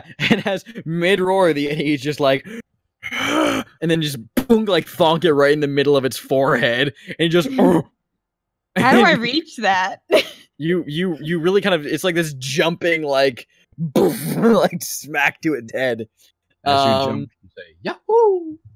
I say, Yahoo! Perfect. Yeah, you thump it on the head, and it kind of like You just see like kind of like recoil in pain clutching at the top of its head. It is its turn now, and it's going to likely, seeing that it's now has more than one enemy on its plate, it is going to quickly rush away. Valthiv, you get an opportunity attack this, and so do you, Lean, Okay. as it's All running right. away. Yeah, fuck you, coward. Coward Yeti.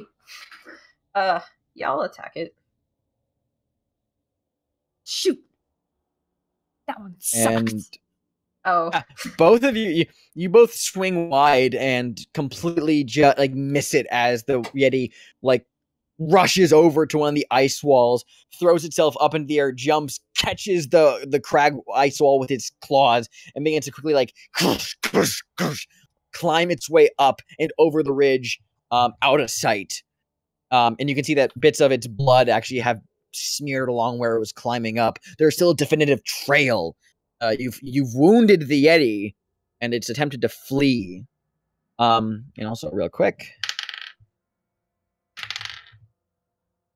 Great. Awesome.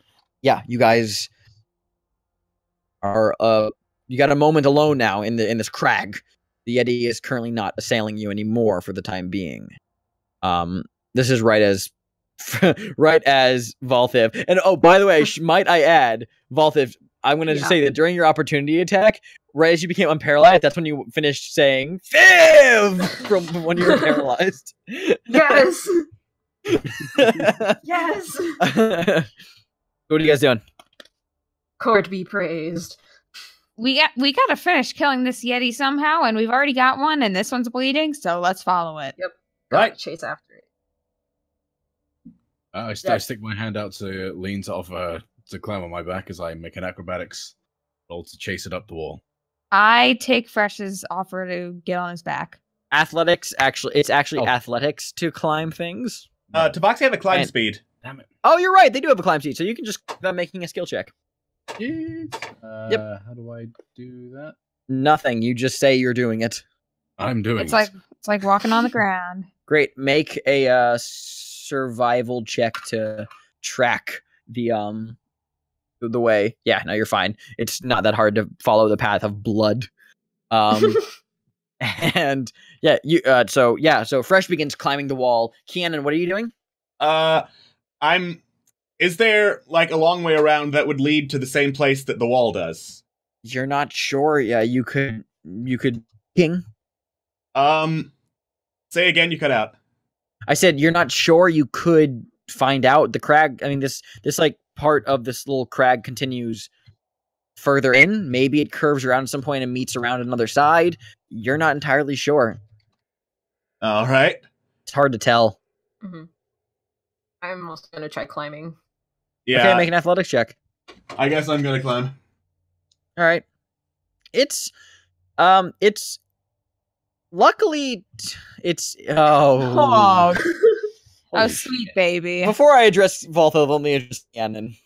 Keanan, you look at the ice wall, and you begin kind of like just stretching and limbering yourself up, like, okay, you got this, Keanan, you got this, and you like take a running start at the wall, and you jump. And you know those like Velcro things that like those bouncy Velcro things where you jump and you stick yourself to the wall? Yeah.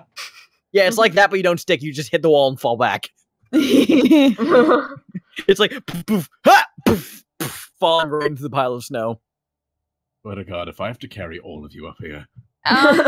Fresh, I have another solution. It's like, well, if you're offering. Well, I'm already up there and I have rope. I can send the rope down and try and help them up. Yeah, it's like a 40-foot climb of the ice wall. Yeah. Yeah, no, Keanan's just face down in the snowbank. I'm alright. My pride is wounded, but I'm alright. But Valthiv, you very slow going, just kind of use the Yeti's like claw indentations as like little tiny finger holes. Yeah. And you just kind of like climb halfway up as Lean is like dropping a rope down. Nice. Thanks, Lean. I'll also send that rope all the way down for Cannon. See if he can try again. The rope lands right at the right on the back of Cannon's head. Virtue! It like kind of hits him. So whoever's using the rope, make me another athletics check. Okay. That's me. Oh wait, no, that's No, Cannon. people climbing the rope. Yeah, Valthiv, you So shoot up the rope, no problem. Yeah, that's only me. I swear. Okay. With your pride wounded Cannon, you take a firm hold of the rope and just begin climbing your way up quite the entire way. All right, so I get up there. Hobart's been playing in the snow this whole time and just climbs up no problem. Yep, just like scurries up the side real quick. I bring my rope back up. All right, well, we killed a lot of time. Let's go. All right, Sure did. lead the way. Perception checks, everybody. Perception check. Excuse you. There we go. All of you actually do manage to see, actually in the distance, a quick flash of the Yeti in its retreat, darting around a ridgeline up ahead. And the rest of you, I mean, that's all of you. You all saw that. It was almost a quick flash of white, but you managed to discern that was the Yeti. Fresh, there's still like a clear blood spatter trail going that way from the Yeti's wound you left. Nice. Let's follow that. Great. You begin following it along and goes along. And you have there's a couple of gaps where there are, the like the various ridges, like the various little, paths through the crags here. That you guys can jump over like no big deal. It's like the widest is probably like maybe like 10 feet across. But like the rule in 5th edition is like if you can jump like vertically, your strength score. Oh wait, Cannon, you have a negative strength score. Make me an athletics check as you jump over one of the ridges. Okay, you're fine. Don't worry. You jump, miss, catch the edge, and climb the rest of the way up. So you're fine. You guys continue on. Oh my god, I just now noticed the property of broil bee thing. God, I hate it. I hate it. Needs to be more attentive. Jesus. Anyway, yeah, you guys follow around to where the Yeti sounds, isn't it? You guys follow around from where the Yeti seemingly darted around, and you're expecting to see more ridges, more crags, but as you turn around this one stretch, there is not any more ridges or crags. There's just a large, yawning cave mouth. Ooh. Well, who wants to bet it's in there? The only way, right? Well, if the Trail of Blood leads in there, then probably it's in there. The Trail of Blood does lead there. Would you cast Storm in again? Yes. Oh god. I mean, you all got a storm in with me this time, though. I'm up How for it about if you let's can not ask. storm in. Let's Chase after the coward. no. Let's walk in. I shout coward as I pick up Lean and storm in with Valthiv. Yes. I scream. That's the Oh spirit. jeez. All right, you guys go charging into the cave, rushing down. It descends inward a bit and then levels out as you guys. Let's change the map. Oh boy. Remember that art for this session and next session will be done by Phil. Yay. Woo! Ooh, bones. Look at the bones. Anyway, The bones. so can I get a marching order from everybody? I'm throwing your tokens down. Yeah. Well, I'm currently on the same spot as Fresh because he's carrying me. All right, I cool. think, Fresh and I are on the same level. All right, I'll be at the back then. great. So you guys go rushing into the cave, and it widens down to the small little area where in one corner is just piled with scatterings of bones. And standing atop that pile of bones is a Yeti. Wow. Dun, dun, dun. Dun, dun, Oh dun. fuck, Oh, he's shit. huge. It's huge. Wow, it's big. He's thick. It's Damn, he's thick. it's clutching the bloodied wound on its shoulder, and as you all rush in, it recoils a bit and just lets out that kind of like howling roar. Well, Maybe you should have Valthiv, thought of that before you ran. What, Fresh? Sorry. wait, so what we stunned was that? Like, I kind of. What's happening? So you're looking at the Yeti. Let me move Yep. actually all you guys to where you would be in this case. So There's that battle. I will say, new location, new initiative. Alright. What did you do? Yep. So 25 to 20. I got 16. That is not a 20. So okay. So Yeah, I don't lean. speak French. So 20 to 15 lean. Anyone else? I have 15. Okay, great. 15 to 10. I have 11. Wonderful. And Keanan? 8. Wonderful. Great. Lean, it's your turn actually. As you rush in and the Yeti is staring y'all down. Alrighty. You see the squares with the light background. You got this. What do we have here? I'm just like trying to see the squares as I'm moving my Okay. There's literally one space here. Whatever. I'll just go here and attack it. Nice. All right, go ahead. You swing your quarterstaff at it, and its hand, the one that was clutching its bloodied shoulder, just reaches out and just grabs your quarterstaff, staring down at the little halfling in front of it. Ugh. Oh, That's weird. that's your turn. It'll do a thing with that quarterstaff in a minute. Then if that's all you can, do you have any bonus actions, Lean, or is that all you're gonna do? Yeah, I have barred bonus actions, but If you want to use them, you can. that'd It's up be to you. that'd be kind of strange if I just stopped and pulled out my violin. Yeah, who knows? Okay, well then in that case, it's Valthiv. Alright. Well, I'm gonna, try to make it let go of the quarterstaff by, shooting some sacred flame at it. Yeah, sure. Oh, of course. Yeah, I keep forgetting that this is the fucking spell that doesn't work when I click on it. What does it do again? It's...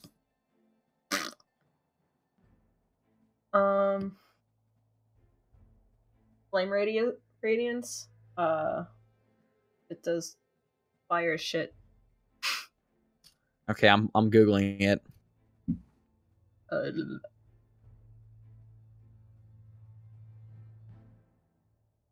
Basically, it has to make a dexterity save or get burned by radiant damage. Great. What's your DC? My DC 13. 13. It fails. What does it take? Two radiant damage? 2, it looks like, yeah. Shazam! Great. Yeah, the pillar of golden flame actually illuminates from the ceiling above it and just slams down in like a pillar of light onto it. The Yeti roars out in pain as its bits of its white fur. It's not like fire. It's not like scorch, but it's still like burns it. If that makes sense. Not like fire. Yeah, It's like a really bad sunburn kind of thing going on here. got it. Great. Nice.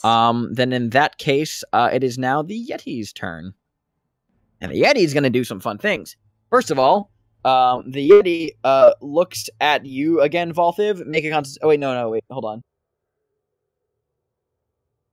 Oh, wait, sorry, you're immune to this. Never mind. I meant to say, Fresh. Make a Constitution saving throw. Got it. There you go. All right. You feel your muscles begin to lock up and you feel paralysis set in, but you fight it off and you are You do not suffer the effects of its chilling gaze. Yeah, But then the Yeti is going to throw 2 attacks. One at you, Lean. That is an... that's a... the roll's over 20, so I'm going to assume that hits. Uh-huh. Great. So the Yeti swings its big claw down at you with holding your quarterstaff in the other hand. That deals 7 points of slashing damage as the claws rake across your chest. And... No, not my boobs. No, not the boobs! No. God, right, the And the boobs! Yeti You leave leaps the forward... alone. leaps forward slightly and swings at you, Valthiv. Of course he does. His boobs. That is going to be a 15 to hit. My AC is 18, so... Great. It swings its other claw down at you, and you just bang, bap it with your warhammer as it Bap. misses. Bap. This is a gentle bap. Fresh. Yes. It's your turn. Ah. Short bow again. Worked last time. Wonderful. Oh, bollocks. Oh dear. You. Me too. So you.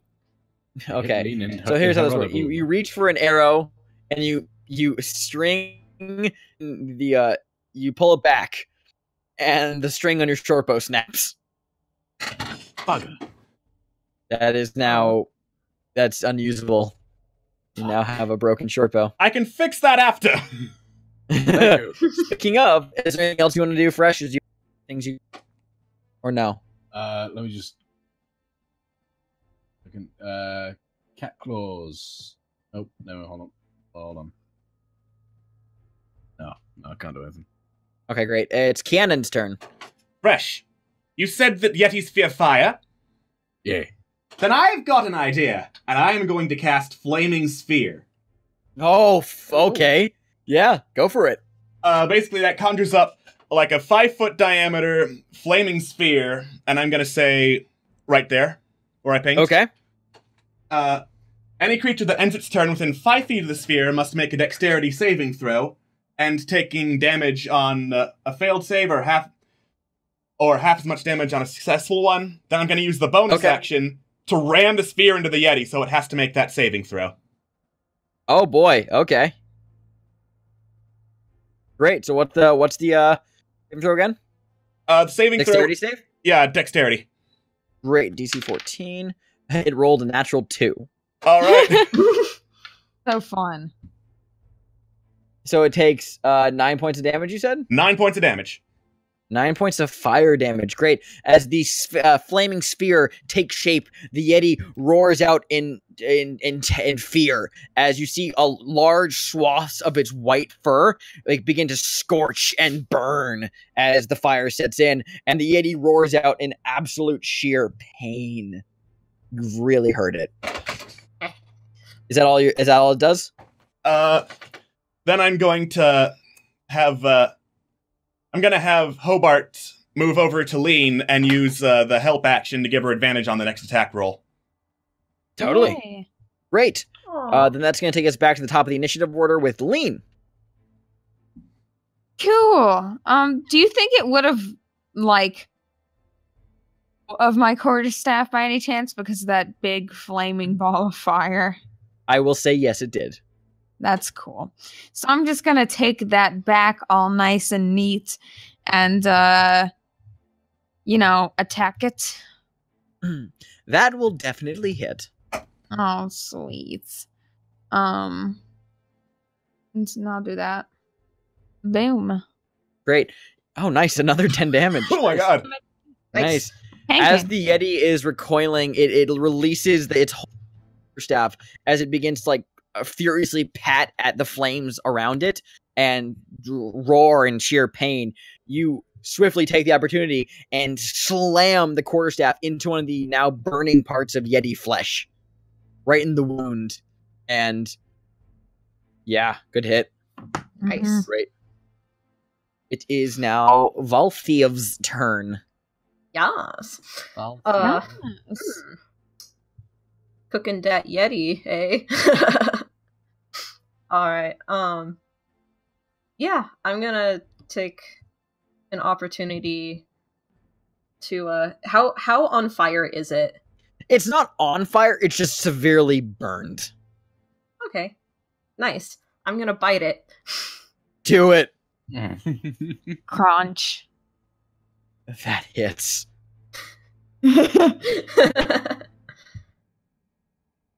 6 points of damage. Wow. And you're not low on health, are you? I'm not super low on health, But it's temporary hit points, which go on top of regular hit points. Yeah. So yeah, you get 6 additional temporary hit points. Nice. Great. Then the Yeti is going to, in an absolute fury, it is going to stare at you. At you, Kianan. And I need you to make a Constitution saving throw. all right. Great. Is Flaming Sphere concentration? Flaming Sphere's concentration. Great. So you take 16 points of cold damage Oh shit. as the Yeti turns its ferocious gaze at you, and you feel this just sweeping wave of ice wash over you, and your muscles lock up, and you're now paralyzed. Okay. I feel like make a Constitution. It's a concentration check. So you're gonna roll. It's a DC 16. So roll a Constitution saving throw. Oh. What? My roll 20. That was a natural 20. Great. Despite paralysis, mind still concentrates on this flaming sphere, keeping the spell active and in place. With wild abandon, it's going to throw two attacks at Valthiv and Lean, although it is on fire, so the attacks don't have quite that much heft behind them. Okay, attack on Valthiv was a natural 2, and the attack on Lean is a 15. Oh, my armor class is 14. You take 6 points of slashing damage as the Yeti rakes its claws into you another time. Stupid. Rude. And it is going to... Hold up. Does it end its turn there? I was about to move it. Okay, yes. Okay, do that. Great. Then it is going to... Actually, I need to have it make a strength check for this real quick. Oh yeah, that's fine. It just bashes through this this ice bit right there, to furiously get away from you, provoking an opportunity attack from Lane. Alrighty. That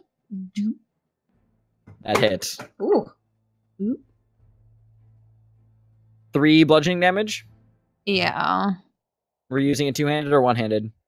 I mean, could be. Which one were you planning in your head? Two-handed. All right, 3 damage. Great. Yep, that happened. Then you smack into it as the Yeti is now attempting to flee out of its own lair. I will say that I'm going to say that smashing through that bit of the wall, it reduces movement by half. So it can only move 10. It can only move to there. And that's the end of its turn. And Valthiv, you get an opportunity attack against it. That hits. Roll damage. Great, 9 damage. You slam into it, and you hear the bones of one of its legs break as it is roars out in pain and begins to limp for the exit of the cave, desperately trying to get away from its fate. Don't run. Fresh. I actually feel really bad for it. Fresh, it's your turn. I want to chase after it and attack it with my cat claws. Go it. Do it. Whoops. I got an 8 on the cat claws, so I'm guessing maybe not. You leap and jump onto its back, digging your claws into its back, but it whips itself, knocking you off and slamming you into the wall right about here. Shit. So, Kianan, it's your turn. All right. So I'm still paralyzed. Make a Constitution saving throw. All right, you are no longer you're now unparalyzed, but that was the end of your turn. Okay. Lean, it's your turn. Hey. Yeti is getting away. What are you going to do? Well, I can move literally right next to it with my speed, but thing I can do to stop it. Oh, You have talked to Sidious Laughter?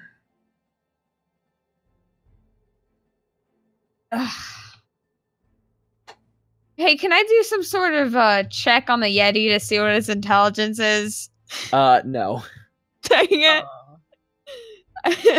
It seems to be a monstrosity, so it's probably a more animalistic intelligence. Yeah, that's what I kind of figured. Okay. But I know what you're trying to do. For the sake of your sake, because you've struggled with this before, yes, it is susceptible to that. You could its intelligence is high enough to warrant that. Okay. Yay.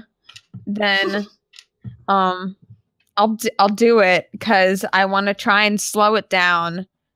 Sure. What is that the roll against it? Wisdom save? Yeah. What's your DC? My DC is 13. Roll a 12.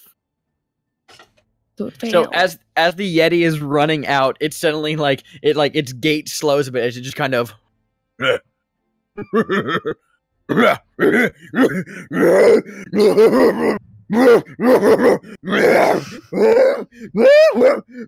begins laughing this horrible laugh as it just bellies over and collapses to the ground, cackling and clawing at its own belly.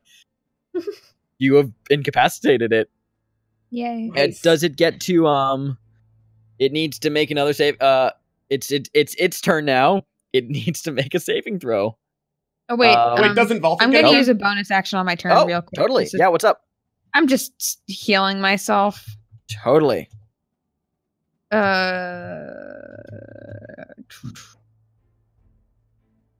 Just real quick. That's an action. That's not a bonus action. Healing word is the bonus action. Okay, next turn. Great. Then it is now the Yeti's turn. What about Valthiv? It can't do anything. It's going to make, at the end of its turn, it's going to make the save again. That time will succeed. So the Yeti, after just belly up on the ground, suddenly regains its composure. It's still lying on the ground prone. And that's its turn. Fresh. Yeah. Okay. I'm going to try and cat claw it again. Do it. Ah! You just oh, did I skip Valthiv's? Oh. Yep. Technical difficulties, please stand by.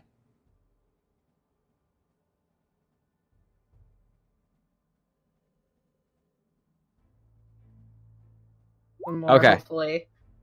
Alright, we had technical difficulties. That just barely hits. Yes!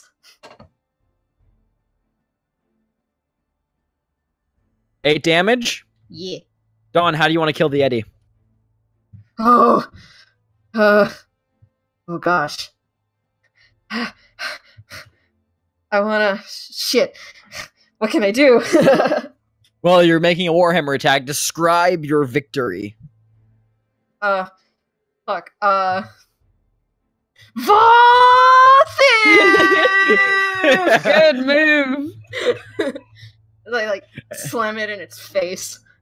Great. Yeah, and it's lying on the ground, so you just take this like this running start and just and you just jump into the air mid-syllable. Viv! And you just it's just bringing the hammer down right onto its face. You just crush its face inward in this pulpy explosion of fur and viscera. That's gross. Did Valthiv say that in character?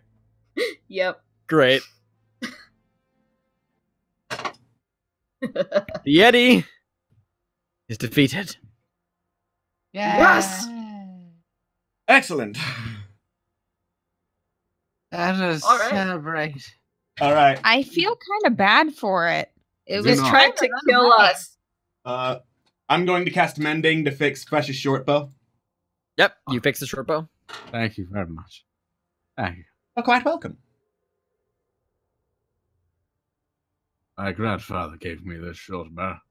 And Lean, you heal up. Yeah. Totes. You are now sitting in front of a dead Yeti.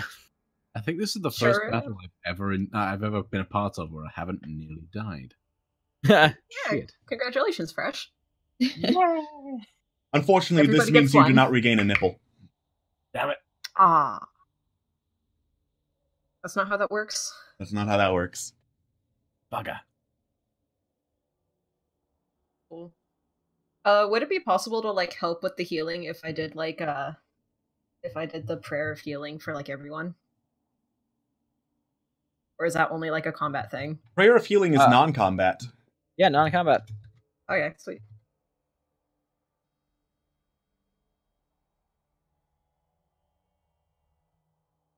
Okay.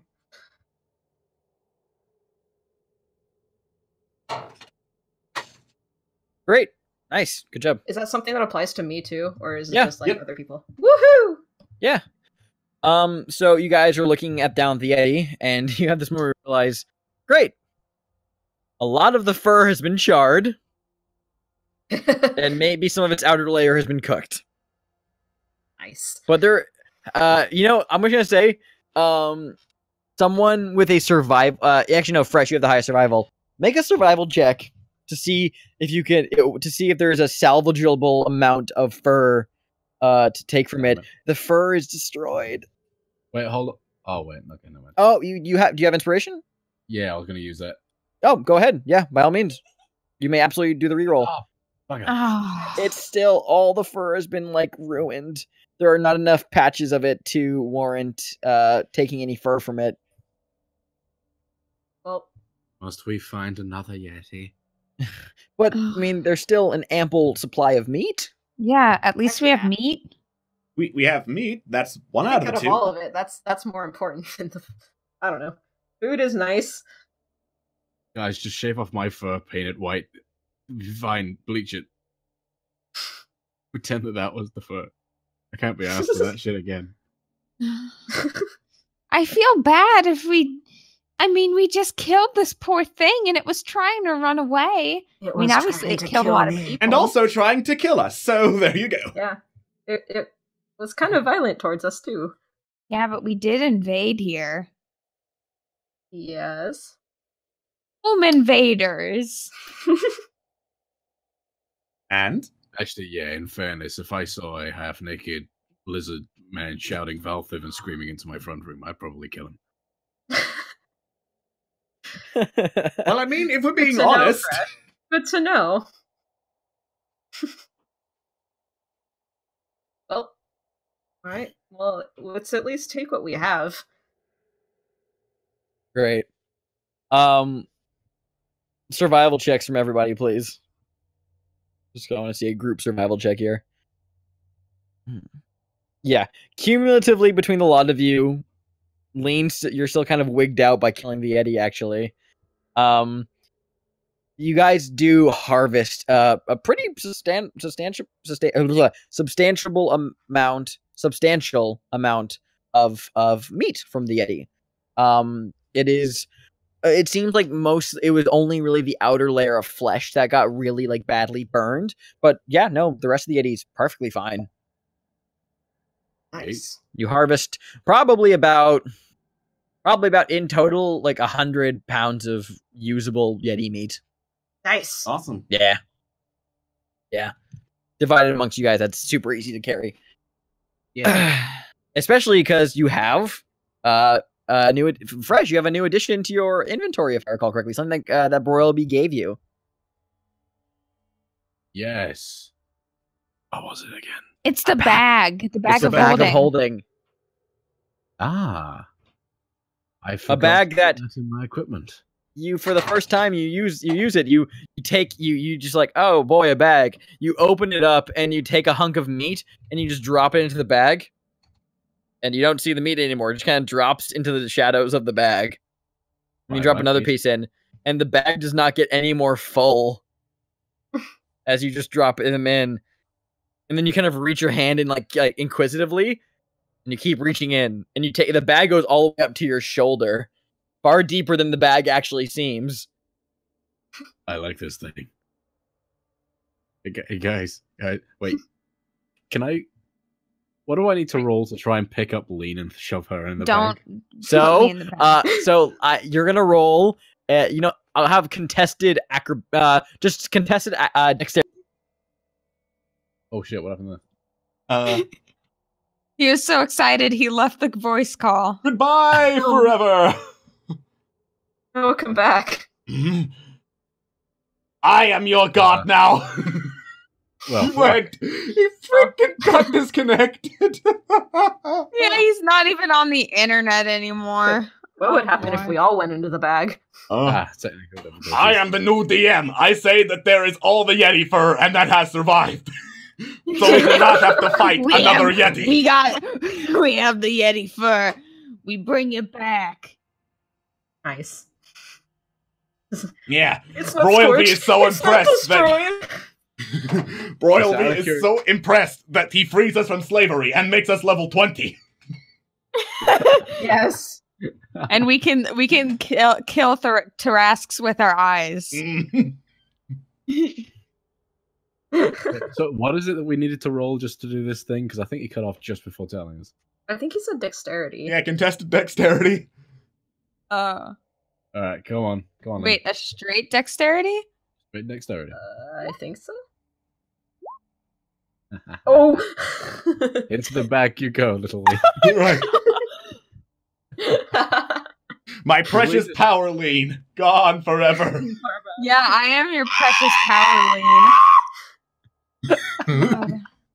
What makes it even better is that not only is Lean in the bag, but Lean is squished up against a bunch of fresh Yeti meat.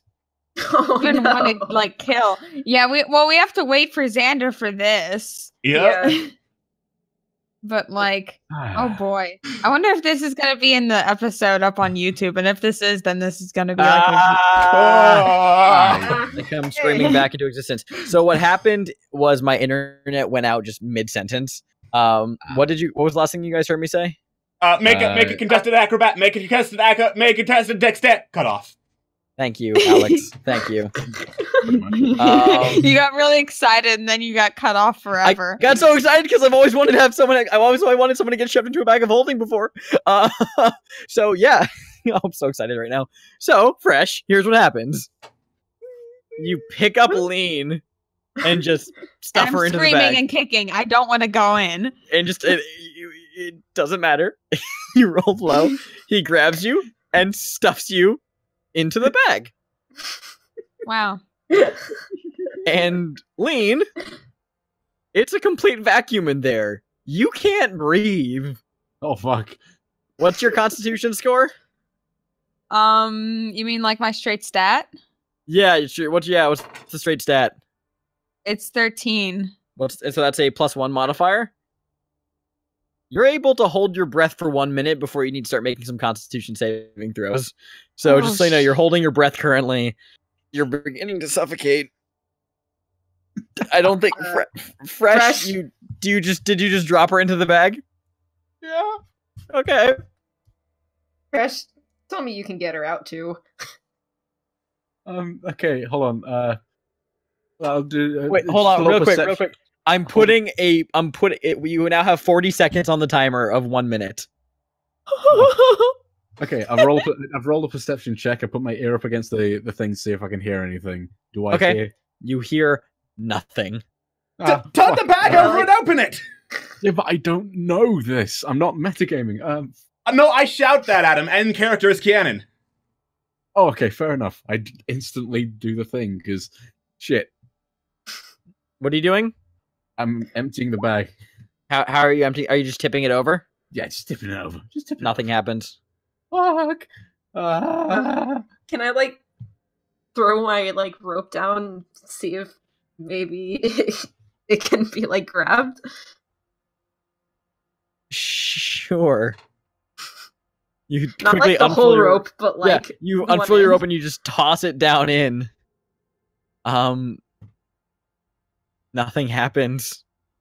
This bag is useless. Lean to you. You're just sitting in a dark void of nothing right now. Oh, God. no. Slowly, 20 seconds. Okay. Lean, if you're alive, say something. No, don't. Fuck. I stick 10, my arm in there 9. as far as I can. Okay, you stick your arm in there. Yeah. What are you Please, thinking can I- about? What are you thinking about? I'm thinking about where the fuck is the midget. Okay, you're thinking about Lean, and you grab onto something in the bag. Okay, I yank it. Yank it as hard as I You can. yank Lean out of the bag. Lean, you take a huge gasp for air. Okay. I'm in control now. Yeah, you're fine. I punch Fresh in the face. Make an attack roll. Nice. Okay. What type of attack? Just it's unarmed, so that's a D20 plus your strength modifier. Oh wow.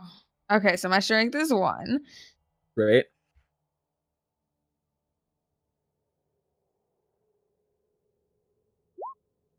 What's your 15. Fresh? What's your AC?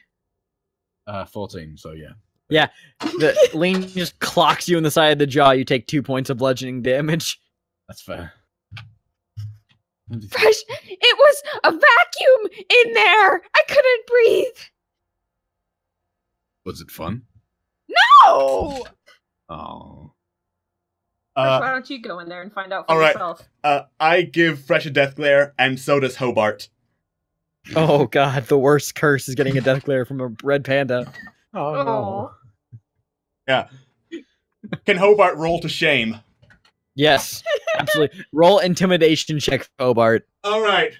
So I'm gonna say Hobart's intimidation charisma score is 3 because red panda. Yep, that's fine. 1 second.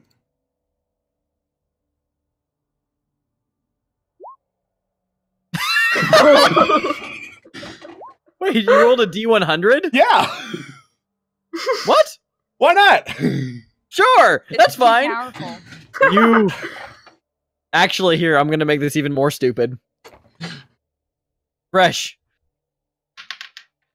You take. What's your health at right now? 23.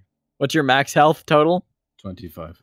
Okay, great. You take 11 points of psychic damage as the sight of this death glare reduces you to a feeble, babbling mess. Oh, this is so stupid. I love it. This is amazing. I regret nothing. You. This is the most self-conscious you've ever been about yourself, Fresh. You. Good job, Fresh. After this episode, Yourself. after this session, we're gonna have a completely reformed Fresh. No more licking, more fucking. A new Fresh is born. So, Hobart's technically a celestial, so it's like the wrath of God is death glaring you in the form of a red panda. Perfect. Oh, I love it. Beautiful. Greatness. Just kind of curl into myself on the floor for a few minutes. Good. Oh my god, I can't believe that just happened. This is amazing. Start nudging you, Fresh, with my foot again. It's like, okay, get up. Wait, does this mean that in future, if I feel like it, I could just hold the bag open with my hands and just jump at an enemy, landing on its head? if it's small enough to fit in the bag, yes. For example, the bag of holding could very much fit a human into there. Ikian, you want a hug? Do you want another death glare? I'll add an extra dice for every additional death glare. Fuck, please, no, I'm good. I'm good. Okay, so now we at least know how the bag of holding works. Yep. Basically, put your hand in, think of the thing you want. It appears as long as it's already in there. Would have Cool. preferred not to find out that way, but at least we did. Indeed. Yeah. Might have been a better outcome. Think we should go back to Broilby now? Should we go back without the furs, or should we find another Yeti? I think that coming back with what we have and then maybe regrouping is our best idea. Perhaps. Maybe by now Sybil's done and can join us. I don't even care anymore. Let's just bring back what we have. It's something, right? Alright. I'm cool with that. Let's go. And you guys head out of the cave, going back the way you came through now the blizzard's beginning to pick back up again, so you guys move with a little extra haste. Motherfucker. And you guys begin making your way back towards Fort Grimbone. And it takes you like maybe about 2-3 hours to get back. By the time you guys arrive back at the gates, it's already a howling wind again. And it's a welcome reprieve to step into those dour gray stone hallways that just radiate heat from the various forges that are scattered throughout. And you guys make your way back towards the region of the fortress where Broilby's setup is. And walking in, this place was already garish. Oh, it's even more garish now. You see Sybil has been unpacking a number of tapestries and cloths and other decorations. There's hookahs scattered around. Sorry, what's a large hookah? new bits of furniture. What was that? Sorry, what's a hookah? It's a pipe. It's a pipe, pretty much. It's Okay. a large communal pipe, pretty much. Oh, yeah, I know what you mean now. Yes. And begins setting up this whole shebang. And Broilby is currently... they're specifically, Broilby and Sybil are currently engaged in a minor... not like a discourse, but they're like having a bit of like an argument over where to hang this one tapestry, where Sybil's just like, here! And Broilby's, no, it's crooked. No, it's fine. Here! And like, and Sybil's just hammering away. And Broilby's just like sighing into his hand. Turns around. Ah, you're back. That took forever. How was the hunt? Yep. Eventful. Well, we killed a Yeti. Oh, got wonderful. one. Great. Yes, that's true. I imagined you would have. Now bring the furs and the meat over here. Let me see them. Yeah, Lean, you said give him the furs. You're the one that put me in the bag fresh. You do it. I'm waiting. I was in charge of giving you the meats. Valthiv had the furs. Ah, What? wonderful. There you go. Well, Who said put I the had meat. the first? Well, whoever has the furs, would you kindly give them to me? The cough. About that. Yes. Kind of got singed a bit. How much are we talking? Little here, little there. So, in your vast and infinite wisdom, you all decided to fight a furred creature whose fur you needed with fire? I didn't. Then who did? It was my understanding that the beast was afraid of fire, and I thought that I could use that to our advantage to have it not rip us apart. Make a persuasion check. All right. Thank you for the donation. Hey, thank you so Hey! much! Yeah, thank you, Al. For the donation.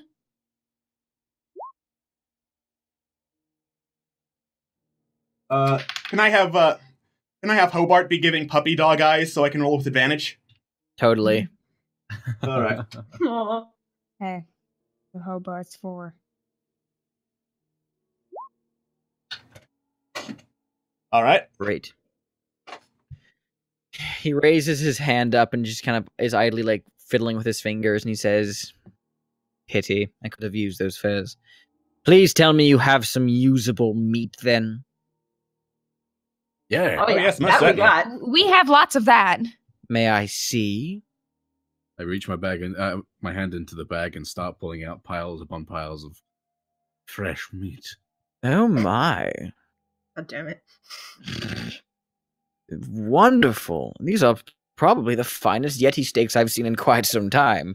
Don't take this as a compliment. These are absolutely atrociously carved, but you're better than the Durgar scouts. Now then. Wonderful. Sybil, would you take these into the kitchen, please? And she quickly, like, just walks over, hoists all like, the meat into her arms, and just waddles off into the kitchen. Waddles. Well, At least we'll have some meals going around then. How was the trip? Fun. Eventful. Good. Educational. Wonderful. It's See any very fun cold. sights? Yes, it is. See any fun sights out there in the wastelands? Oh, yes, there was a horde of marching undead, always fun to see, and Yes, of course. and a notebook about some creature called Zanzisnes. He like furrows his brow. Zanzisnes? Yes? Something like that. Fascinating. I don't know what that is. Do I? He just like kind of like looks off to the side. The Durgar are very closely guarded with their secrets of things around here. Oh, well. Regardless. Come, we have work to do. If we're going to make this place habitable, it's going to need more than just food and decoration. Tell me, do you all know how politics works? Yeah. I have been petrified for 200 years. I am well out of that game. Of Nope. course. I know Well. only a little bit because of my ways as a bard. I I'm happen a to be an lawless expert. bastard. Don't ask me. I'm an Hmm. expert on politics. A bunch of old men get into a room, shout at each other, and nothing gets accomplished. And actually, Sounds no, about that right. Fresh, you hit it right on the mark. Except with the Durgar, there's more axes involved. Ah, yes. It is worth noting that the state of the fortress is awful. The king died in the siege on Frigidval, and the current council that has been ruling in his stead completely disagree with one another. They can't get anything done. The state of tension has been making things rather awkward in the way of running a business. So, if you're going to be working for me, then the next leg of the journey will be some political intrigue. A good business requires good reputation, and good reputation only stems from good relations with individuals of influence. So, I'm going to have to train you all in the ways of the Durgar court. Oh, the court! Oh boy. But I do like Valthiv's courting. just like slowly like melting down in the corner. At least Lane's excited. Yeah. Can I just like slowly slide up to Broilby and say, I do like courting. Yes, I bet you do. Ah! Valthiv's just groaning and screaming in the corner.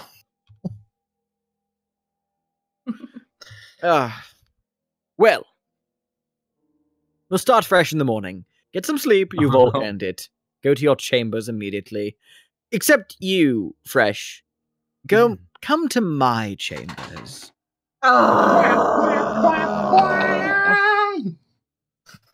I can feel it cry. And yeah, we'll end the session on that note. Yep. There it is. I would you be? This has been a session of technical difficulties love it. and seduction. I love it. It's a good session. Yep. It's such good a good session. I love it. I love the comments just floating with, no, stop this. And then they all fucked. End. Great. Good job, everybody. All right. Wonderful. Well, Wow. catch us next time on Dungeons and Douchebags as we do more of this crap. It's really gonna go downhill from here, you guys. What'll happen in the Howling Glacier? Political intrigue, Durgar, fun stuff. Find out next time on Dungeons and Douchebags. Also, tune in on if you want to see more of me. I'm going to do a shameless plug here for a second. If you want to see more of me DMing games, tune in Monday to twitch.tv Geeks for Good to watch me GM Call of Cthulhu Season 2. We're raising money for charity while doing it too. And hey, thanks for the bit, Superior Iron Spider. Hey. Hey, thank you. Oh, thanks. Minutes. Hey, well, Bits. on that note, good night, everybody, and thank you so much for watching. We will see you next time on Dungeons and Douchebags. Goodbye. Bye-bye. Bye. Bye-bye.